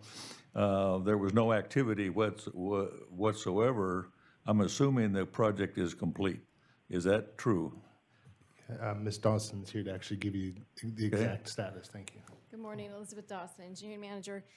When we crafted the settlement agreement with Shimmick, we reserved $250,000 to final the SWIP and the hydroseeding that needed to be done. That work wasn't finished when we reached the settlement agreement. So Shimmick has been working on that. I think all of the work has been done, so we're just waiting to verify the percentage growth. So we released $100,000 to Shimmick for the work that had been done. Okay, so we're on, the dam rebuilding project is virtually complete? Yeah, it was just the hydroseeding element of the project that we needed to complete Okay. for SWIP purposes. Thank you. Yep. Okay, so we have a motion on the floor, but we would like to take comments from the public. Director Anzini, at this time, There does not appear to be any members of the public wishing to speak on action item number 14, option 1, moved by Director Osborne and seconded by Director Dwyer. All right. Okay, board, opportunity to vote.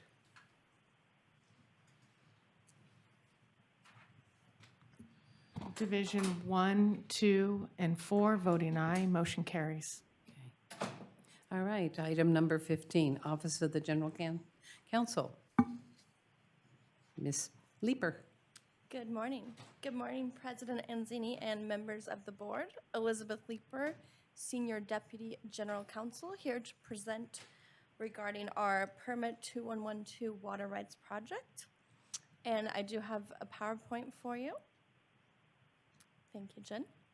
So today I'm here for the board's consideration of awarding a contract change order for our ongoing hydrologic modeling, as well as authorizing funding for on-call engineering services and capitalized labor in support of our existing Water Right Permit 2112 Additional Points of Diversion project. Next slide. It's been a while since I had the opportunity to come to the board for this project, so I want to just briefly go over the recent activities that we did have. Back in August of 2020, the board awarded a contract to Zanjero to perform extensive hydrologic modeling in support of this water rights project. And then in October of 2020, the board awarded a contract to AECOM for preparation of an environmental impact report in compliance with Sequa in support of this project. Next slide. So for this particular project, the district is pursuing a water rights change petition, which will go to the State Water Resources Control Board. As part of that change petition, we are seeking to add authorized points of diversion for this existing water right. And at this time, we are seeking a change order with Zanjero for the ongoing hydrologic modeling, as well as a small amount of funding for limited on-call engineering services in support of this project, as well as ongoing staff capitalized labor. And I'll go into more detail in subsequent slides on those particular items. A brief outline of what I'll be providing to you today. I did want to just provide a brief project overview since it has been quite some time since I came to the board for this project. And then I will provide a status update of the various activities we've been engaged on, as well as the specific change order at consideration today, as well as the funding request. So this particular project involves our existing water right permit 2112. That particular permit was approved back in 2001, and this water right allows for consumptive diversion of up to 17,000 acre-feet per year.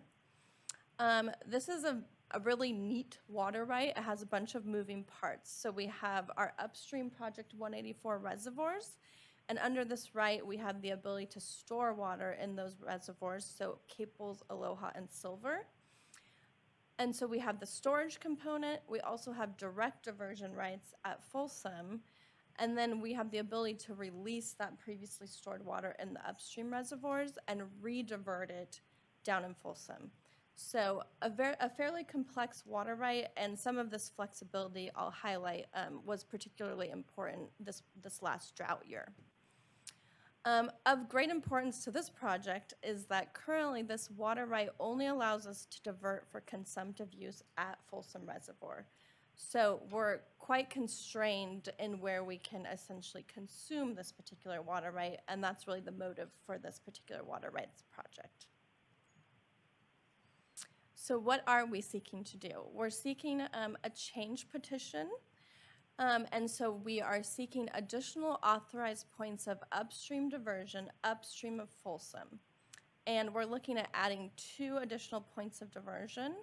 One would be at our existing El Dorado diversion dam, basically at Kybers. And that particular component, we would also be seeking to then have the ability to move that water through Hazel Creek Tunnel and allow for storage in Jenkinson.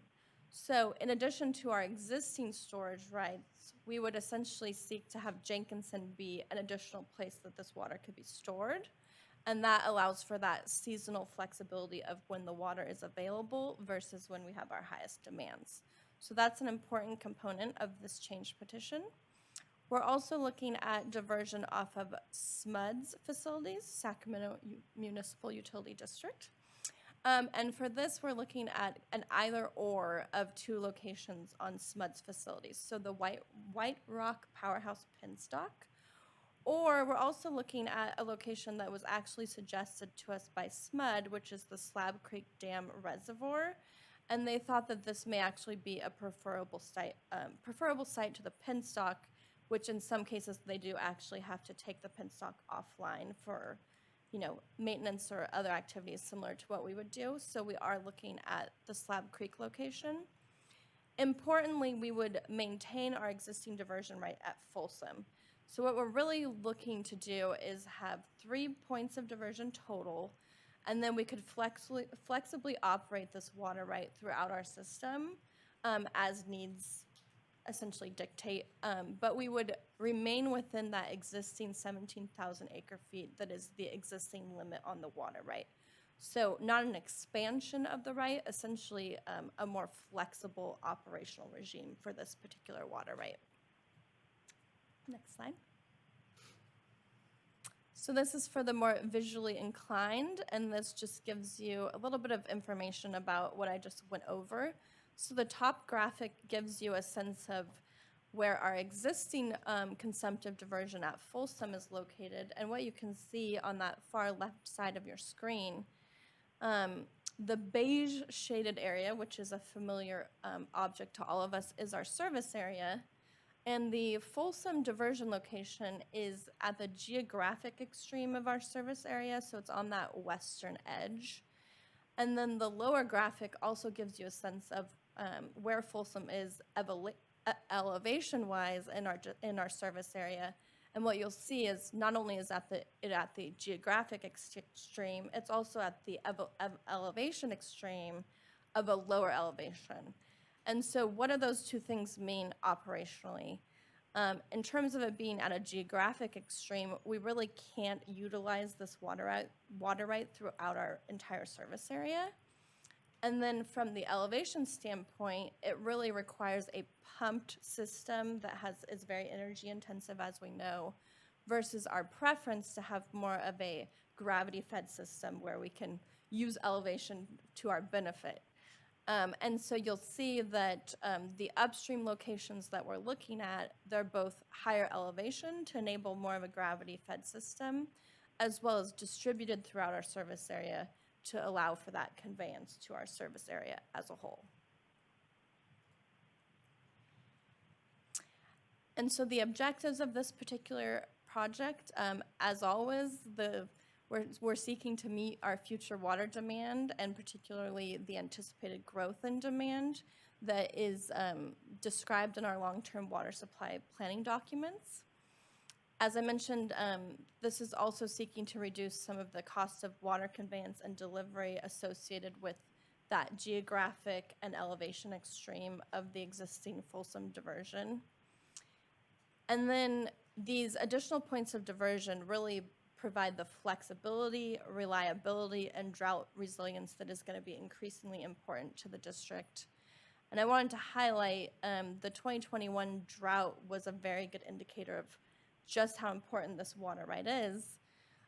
All of the district's water rights were curtailed, which means that we essentially could not divert direct diversion for a period of time. However, because this right had that storage element and we had already stored water in these upstream reservoirs, even in a period of curtailment, we could then release that stored water and still pick it up at Folsom and exercise this particular right. And so this right really is a drought protector because it has that storage and flexible component. And then, as always, we will continue to comply with our regulatory and legal obligations regarding exercise of any water right. Okay, well, that was my project overview. Unless there are any questions about what we're seeking to do, I will tell you what we've been up to advance this effort. So the hydrologic modeling for a water rights project such as this is a critical element of supporting the water rights project. We really have to show the State Water Board what are the effects of the changes we're proposing. And so the hydrologic modeling is the foundation of all of that analysis. And then the hydrologic modeling also essentially is an input into our Sequa review process for some of the resource categories that are essentially water dependent. So such as, in-stream environmental resources, et cetera. We really need that model as the raw input into further analysis. And so our modeling consultant, Zenhero, they looked at what are available models that we could essentially build upon to support this water rights project. And they identified an existing HEC-ResSim hydrologic modeling tool. It was something that had been developed in support of SMUD's Upper American River project. And so we thought that that would be a good starting point for our particular hydrologic modeling effort. And the next slide will give you a greater sense of some of the complexities of modeling. So this graphic displays to you in the blue and red, that was essentially the existing component of the 2005 ResSim model that was available to us. And the blue and red really gives you a sense of what were the working elements of that particular model. And what you'll see is it did not have the South Fork American River and the district Project 184 system in that lower side. None of that was active in the model. So we had the Upper American River component, but we didn't have the Project 184 component. And so if you'll advance to the next slide, what Zenhero was able to do was essentially build upon the ResSim model that was in existence and build out the Project 184 side. So this graphic doesn't give duty to just the complexity of the modeling effort, but each of those red dots is essentially a node where you can get particular model output about, flows in the river, which are critical to our stakeholder interests. And this particular modeling effort, we anticipate, will serve the district for years to come beyond this particular project. We now essentially have a full build-out of the American River system with all of the district's operations, all of our water rights, which are nearly 30 distinct water rights, all of our FERC conditions. So there's a lot of complexity in this one simple graphic, but we really anticipate that we'll be able to use this tool for other projects and other anticipated district operations in the future. So value beyond this particular water rights project. Next slide.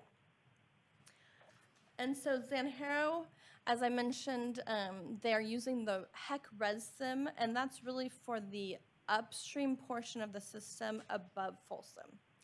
Once we get to Folsom, there's a whole other modeling suite that we have to utilize to essentially track the water into Folsom and beyond, because really that's when we're getting into the Central Valley Water Project system, the joint operations of the Central Valley Project and the State Water Project. And so they have their own modeling tools that they've developed and that essentially support effects analysis for kind of Folsom and beyond.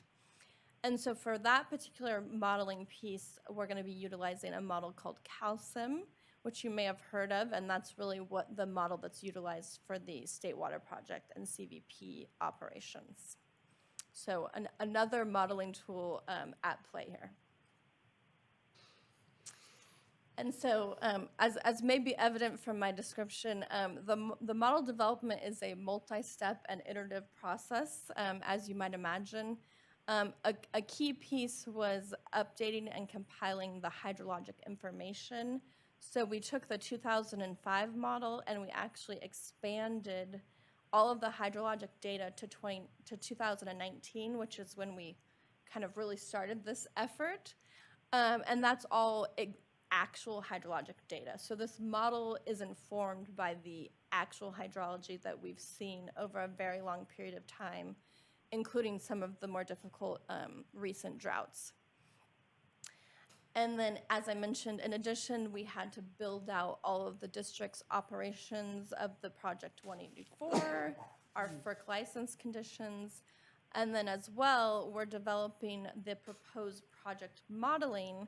And so that's when we would actually tell the model, okay, we're going to exercise the proposed Khyber's location. What does that have in terms of downstream effects?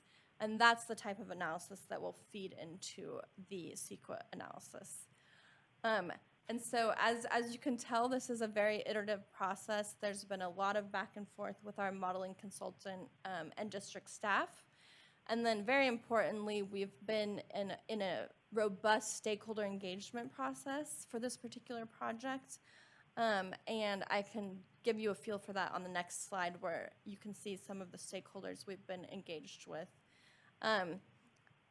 SMUD is a key stakeholder for several reasons, one of which is we're seeking to divert off of their facilities. So that would be at the permission of SMUD.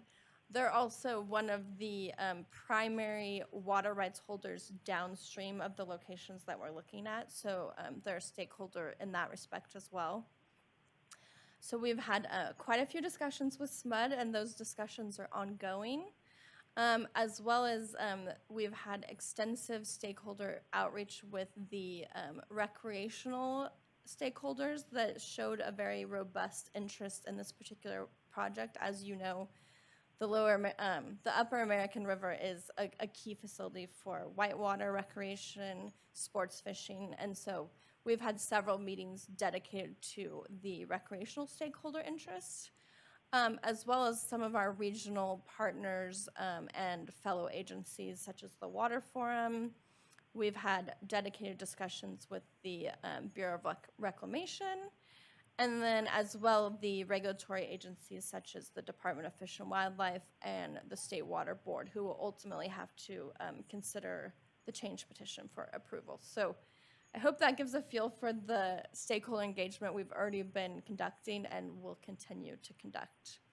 And then briefly, I wanted to just give you an update on the Sequa environmental impact report process. We are seeking to advance the Sequa process along with our hydrologic modeling. But as I mentioned, several of the pieces of the Sequa document are dependent on the model as an input. And so what we've been cautious about is making sure that we can advance the document while also being efficient and not having, you know, for example, if we make a tweak in the model and then you're essentially going back to the Sequa document and making a corresponding tweak. So our approach has been to try to get the model in a really good place so that we know that we have the accurate input for the Sequa document. In particular, as I mentioned, some of those water-dependent resources such as hydropower, hydrology of the system. Next slide. However, we are still trying to advance the document as much as we can. So we're working closely with Zan Harrow and our Sequa consultant as kind of a technical team to advance the Sequa document. And then to the extent that the Sequa consultants can start to advance some of the sections of the EIR that are not as dependent on the model. So a lot of work behind the screens to advance this project. And so wrapping up project status, at this time we're targeting a release of the draft EIR for 2022. And then we would anticipate essentially filing the change petition in conjunction with the draft EIR as essentially the supporting document for the change petition itself. I will highlight that this is a complex project and there are quite a few factors that could affect this target timeline. Of greatest influence is our stakeholder outreach efforts. We're trying to, as I like to say, do it right once. And so we're trying to spend the time and investment of resources early in the project to try to support its success, as well as our ongoing coordination with our responsible regulatory agencies. And then we'll also be looking at developing alternatives, which are a required component of the EIR. So alternatives to the proposed project, as well as mitigation measures to the extent we identify any significant impacts as a result of the project. And I'm wrapping up, so I just wanted to get to what is at issue before you today, which is the change order and the funding request. So as I mentioned, modeling, once we were in modeling, it became evident that there were quite a few moving pieces and layers of complexity. And so that's really what is driving the change, not the change petition, the change order request here today. And in particular, the stakeholder outreach, there's more meetings than we are originally anticipating and more of this iterative back and forth in terms of presenting draft modeling results, getting comments back, providing maybe tailored modeling output that's of interest to a particular group. So at the time that Zanjero, our modeling consultant, scoped this, it was hard to get a feel for just the level of stakeholder engagement and technical meetings that would be required to advance this project. And then in addition, when we reached out to the Bureau of Reclamation regarding the calcium modeling, they suggested that we utilize a recently released update to the calcium model, which is the calcium 3 model. And Zanjero had originally scoped it with the prior version. So there is a little bit of a familiarity that has to come with the new modeling effort. And so those are the two drivers for the change order before you today. And so that change order is for the amount of $124,840. And then we're also seeking funding for some engineering services that were done to essentially describe the possible alignment of that Slab Creek Reservoir diversion. Our prior planning documents did not identify that as a possible diversion, and that was something that SMUD actually suggested to us. So we did have some engineering services to essentially develop kind of a diagram of how that conveyance may occur, which is important to our environmental analysis to understand where that conveyance may be located. And then in support of this project, we have our ongoing capitalized labor with my co-project manager, Brian Deason. Our environmental resources supervisor is also hard at work at this project. And so for your consideration today, I'm asking the board to consider award a contract change order to Zanjero Inc. in the not to exceed amount of $124,840 for hydrologic modeling services, and authorize additional funding of $7,925 for on-call engineering services and $20,000 for capitalized labor, for a total funding request of $152,765 for the Permit 2112 Change and Point of Diversion project. Thank you. Thank you. Any questions from the board? Yes, if I may, Elizabeth, thank you very much for the presentation, very in-depth. I like options, and I like to do it right once philosophy. That's really very good. The water agency obviously was listed on your stakeholders, but you passed it over. Is there any issue going on with them? Obviously, they hold the SMUD agreement, drought water out of that SMUD agreement, as well as some Fazio water. Those are, in my opinion, they're a key player. How are we doing there? Great question. Brian, did you have anything to add, or you want me to? Yeah, since I've been a little bit more engaged on this issue, if you don't mind, I'll just take this. Thanks, Director Veerkamp. Yeah, the water agency was listed there as one of the key stakeholders for whom we have been doing extensive outreach, among others being SMUD and all the others that she listed. Jim and I, in particular, have been meeting on a fairly regular basis with the county water agency staff. We most recently held a larger meeting with our consultants, including Zanjero technical staff and the county water agency's the technical staff of their own, to share information and so forth. So yes, they have been a regular stakeholder for whom we're doing outreach and sharing information. Okay, Director Osborne. Along the same vein, I was gonna ask this, and I'm glad Brian brought it up. When, in years past, the recreation and environmental groups have been significant issues to deal with, have presented significant issues. In the big picture, 17,000 acre feet of water coming down the America South Fork is minuscule, but they seem to raise these issues, and how's that, or have we had any responses back from that environmental and recreational groups? Yes, thank you. We did receive several comments from the recreational stakeholder interests in response to our notice of preparation for the environmental impact report. And so based on their early interests, they've been a key stakeholder for this particular process. So for example, when we developed what we called the baseline model, which was just existing operations, we then set up a meeting with them where we presented the baseline modeling results. We invited them to review the modeling, invited them to provide feedback, and so we're really trying to engage them at each level of the process. And that was something that they identified to us early on, is they wanted to be at the table early on, and so I think we are satisfying that request. And then it's really just be a matter of understanding their interests and concerns and seeing if we can accomplish our project objectives while also addressing their concerns. But it's been I think, a very productive conversation to date, and we continue to share information with them. And yep, they're an important interest group, and they're on the top of the list. They have a huge impact on the State Water Resources Board, too. Okay. Director Dwyer.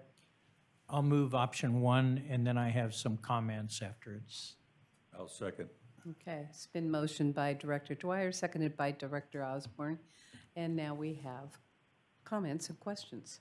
Yes. I think this is a key component that feeds into our next agenda item, which is the Integrated Water Management Plan. So they're really connected. I'm concerned because the additional point of diversions are a huge project for the district, if they ever come to be in our lifetimes.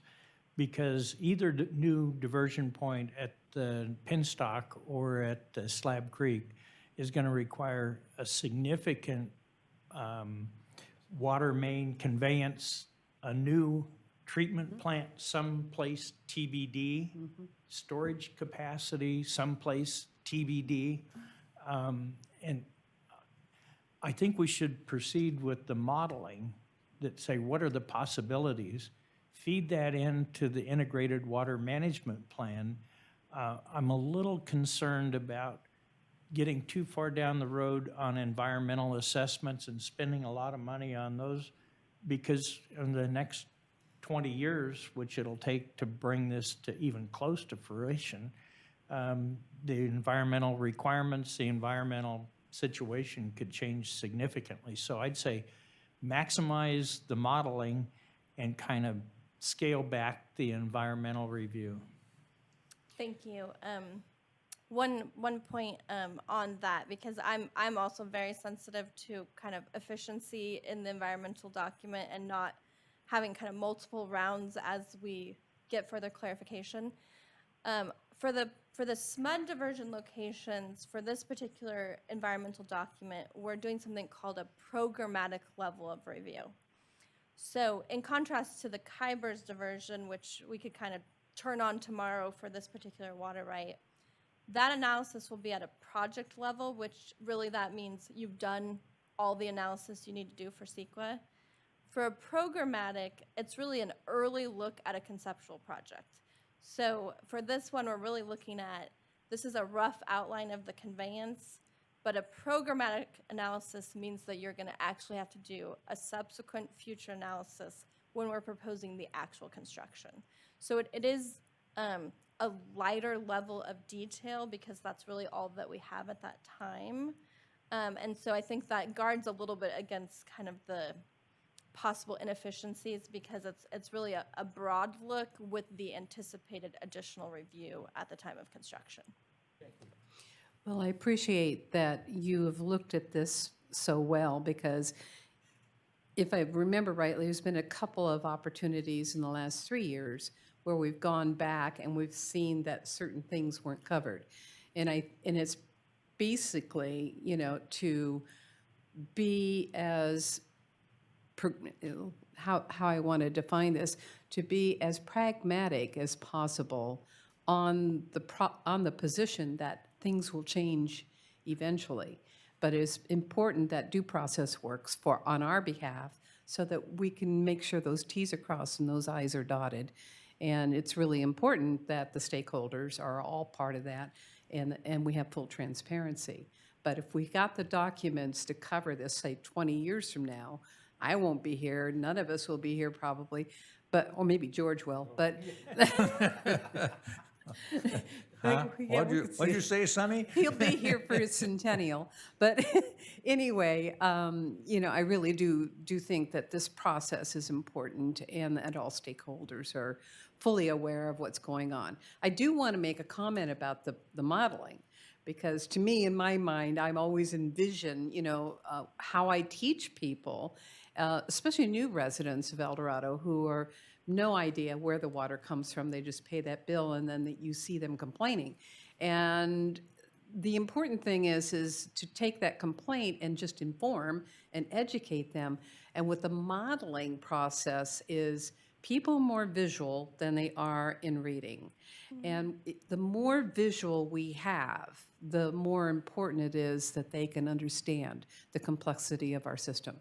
And, to the point where I think that it would be cool to have high school science class develop a model and build the paper mache extreme of our flumes and where the water comes from, so they can learn that in science, but also appreciate the fact of how we get the water to their taps. So, to me, I always look at the issue of, do you truly understand when you pay your bill where that water is coming from? And it's not that we are asking for your blessings, it's just that this is what it takes to get there. And, a narrative can continue to be processed that we don't know what we're talking about. We have a great staff who's doing it. The important thing is people understand, especially new people coming into El Dorado County, understanding that Folsom is not the end that meets all, and only just a piece of that. So I really appreciate the modeling and the visuals, because everybody learns in many ways, and it's just not always in the text. Absolutely. yeah. Thank you. I think Director Anzini put it right on. We should have the high school students do this work because they're smart enough to figure out we need more storage. Yeah. And if it's upstream, it flows easily and it's a lot easier to distribute. So Gravity.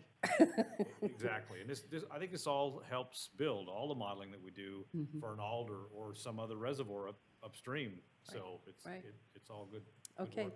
yeah, Director Osborne. You reminded me of something. We had a trailer, some of us have been around a while. Remember, we had a trailer that had all of this stuff on it. Where is it? I don't know whatever happened to it, but it was a model of the whole system, and it could take it to the schools, and it was part of their classroom stuff. And to the life of me, I don't know whatever happened to that thing, but it was a real unique piece of visual aid, so to speak, and it was worth doing it. I will have to say that in my thought process over the years of this thing is, I've always thought that the Khyber diversion was, because it wouldn't take a lot of, we could put it into 4-bay, we've raised 4-bay now, we could do a lot of things more by just using that diversion in deference to a whole other infrastructure. We may have to run the flume with the exception of the time we have to shut it down for maintenance in the fall. But we could run that, and maybe we would have to expand Res 1 or the treatment plant on Blair Road a little bit in deference to building a new one. But I mean, there's a lot of, to me, that really makes a lot of sense, Director Osborne, I think one clarification I want to make sure that through this project, we'd be able to have immediate benefits without any infrastructure improvements, Right. i.e. using Hazel Creek Tunnel, moving that water to Well, Res A. exactly. So that's why I think from the programmatic level of potential future improvements that need to happen, but that water, well, equivalent water is being diverted today, or will be in a few weeks, is currently being diverted as for hydropower purposes. The only difference is instead of going to the powerhouse, it's going to go into Slide Park and Jacobson Lake. So I think it's point. important for the public to understand that. Yeah. Director But Dwyer? Oh, could somebody go back and find out what happened to that trailer? That was a great deal. Start from scratch, do a new one. And I think this also points to the importance of the intertie, because that will give us the flexibility to divert through Hazel Creek, store it in Jenkinson Lake, send it back up to Res 1, and distribute it with gravity. So all these things are kind of laced together and interdependent, but we need to keep all those things in perspective. All right. We have any public input regarding this?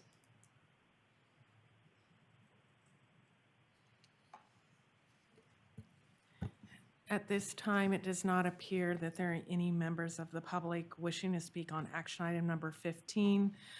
Option 1, moved by Director Dwyer and seconded by Director Osborne. All right.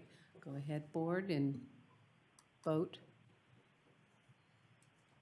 Division 1, 2, 3, and 4, voting aye, motion carries. Thank you. Thank you very much. Now we move on to item number 16. This is from engineering. Okay, there's been a motion to move this item. I'll second it. All right. Yeah, there any questions for?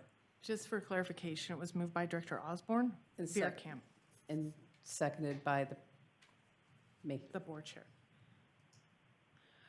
I don't want to shortchange your presentation, Mike. I think this is a very, very important topic for us. It has far-reaching effects. And it really is a driver to what our future as a county looks like, at least, and for sure what our future like as a district looks like. And I think maybe we should not shortchange this and not to cut you guys off, but if you could quickly go through your presentation, I think it's important for us and the public to understand what we're doing with the integrated water management plan. Point made. I'd be happy to. Good morning. My name is Mike Brink. I'm the supervisor engineer over development services here in the district. Here today to have you consider professional service contract for the integrated water master plan update. Next slide. Some previous board actions. Back in March of 2013, the board adopted the current 2013 master plan. November of last year, the board adopted the current CIP, which includes this project subject to funding. You also recall in September of last year, Brian Mueller gave an information item on the current master plan. Summary of the issues. Master planning is a planning tool used for CIP and financial planning. It's also a key component of the FCC calculations. An update to the 2013 plan is needed to incorporate revised growth and unit demand factors, identified near and long-term phasing of improvements required to meet those demands, our previous conversation. And as I mentioned, they'll be used for the FCC update and CIP planning and increase our planning horizon to 2045. Next slide. As I mentioned, there's been revised growth rates and unit demands. Forecasted growth rates and unit demands have really reduced since 2013. The county's current assumed growth rate is just about 1%. The 2013 plan had growth rates up to 4% in the Dorado Hills area. And also recent droughts and the state conservation requirements have resulted in reduced unit demands for both existing and future customers. And then we'll be utilizing data from the board-adopted 2020 Urban Water Management Plan for that data. Next slide. The 22 update will continue the evaluation of the timing of large capital improvements identified in the 2013 plan. Include the White Rock diversion, Slab Creek, associated pumping, transmission, and treatment facilities, but also will include the conversations you guys had just in the last presentation. Next slide.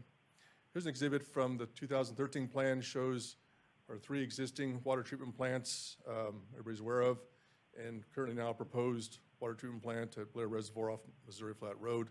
Obviously, that's subject to the need and build out, and that was a 2013 ultimate demand of 58 MGD, so that's a big plan at some point in the future. When it happens, we don't know. Next slide. This update will also evaluate the existing infrastructure. During existing peak demands, there's been challenges meeting those demands, both in our transmission and distribution systems.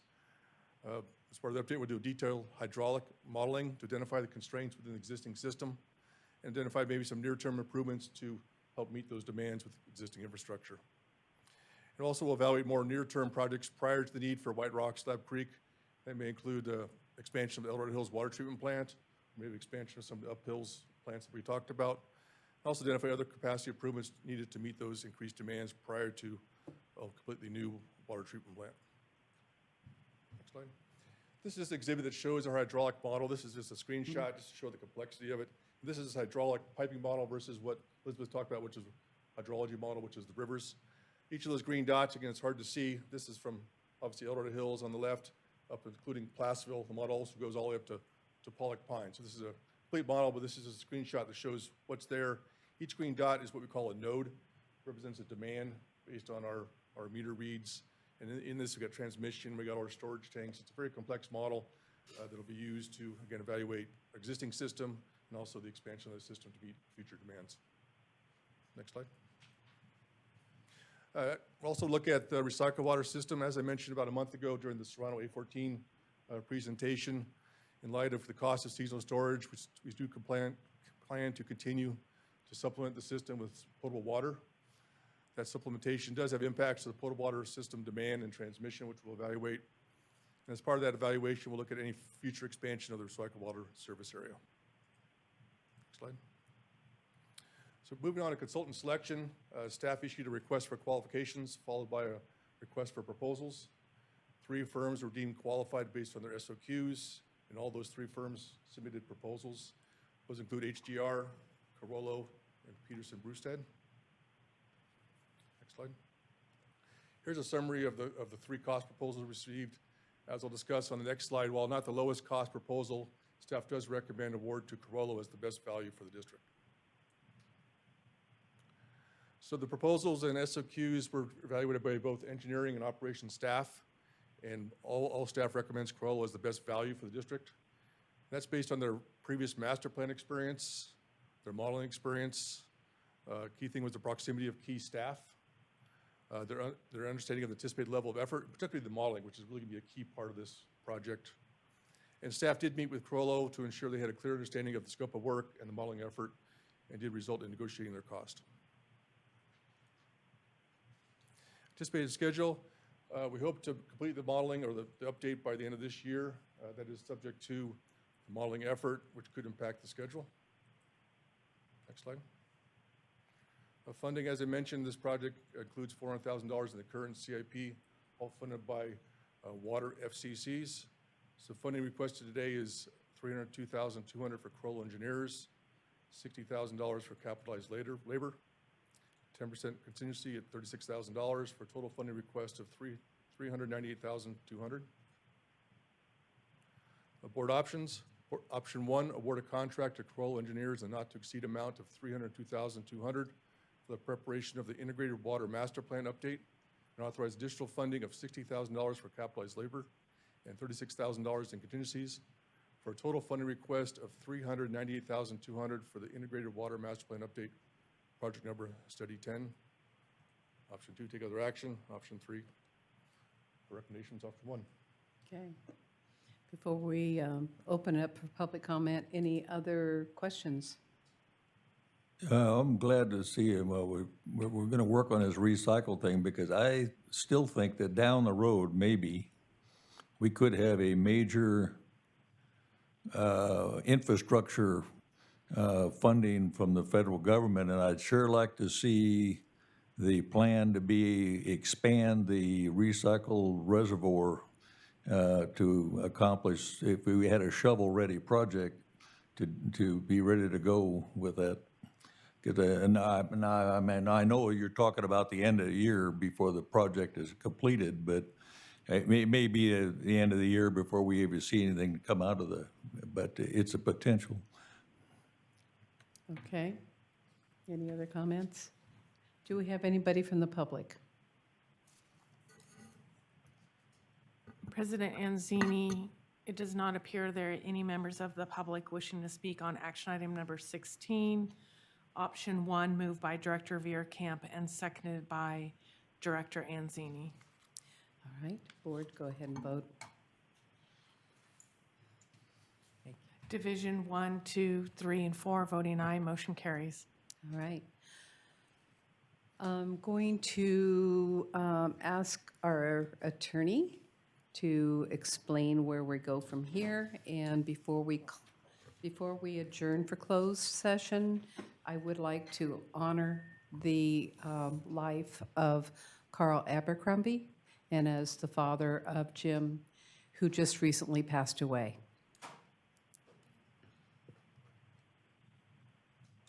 Okay. President Anzini, we will be meeting in closed session today to discuss the two items that are agendized as closed sessions A and B. I anticipate that the board's consideration of those two items will require at least 40 minutes. Okay, so we should be back here by noon to finish this. Yes, Director? I would like to ask the staff to bring back in the next board meeting an update and where we are with the main ditch piping project. But I think we should be done. We're pretty close to being done, other than the paving. So could you bring that back? We will, our last coordination, the pipe will be ready sooner than the flume. So yes, we're all on track. As soon as we have the ability to convey water, we will be conveying water. But yes, we will bring that back. Thanks. Director, Hang on, we've got lots of questions going on. So you want that brought back? And, Folsom Lake intake, might as well do them both at once. okay, all right. so An Director update on our Osborne. intakes. Yeah, Director Osborne and Director Dwyer have requested an update on the main ditch piping project and the Folsom Lake intake. And I just wanted to clarify, you said you wanted it at the next meeting. If it's more appropriate to have it at the following meeting, March 28th, is that okay? Or do you want it? I'm Got not quite a list sure. here. I don't think the main ditch issue is going to be a big deal, but We just want to have staff time that's to fine. prepare and kind of final everything. Wants to cut the red ribbon on it. All right. We're just cognizant of how many items are on the next meeting's agenda already, so. We're just cognizant of how many meeting items are already on next meeting's agenda. For the purpose of this session, we will close down this meeting while the board convene into closed session. We will not reopen prior to noon. However, it could be later. We're ready. All right, we'll bring back the meeting. President Anzini, to report out of closed session, the board met with council in relation to closed session A and with its real property negotiators in relation to closed session B. It provided direction on both items but took no reportable action on either, and that concludes my report. Okay, we have information items that are coming at the next meeting. Board members have all looked at that, and unless there's any other discussion here, I adjourn this meeting.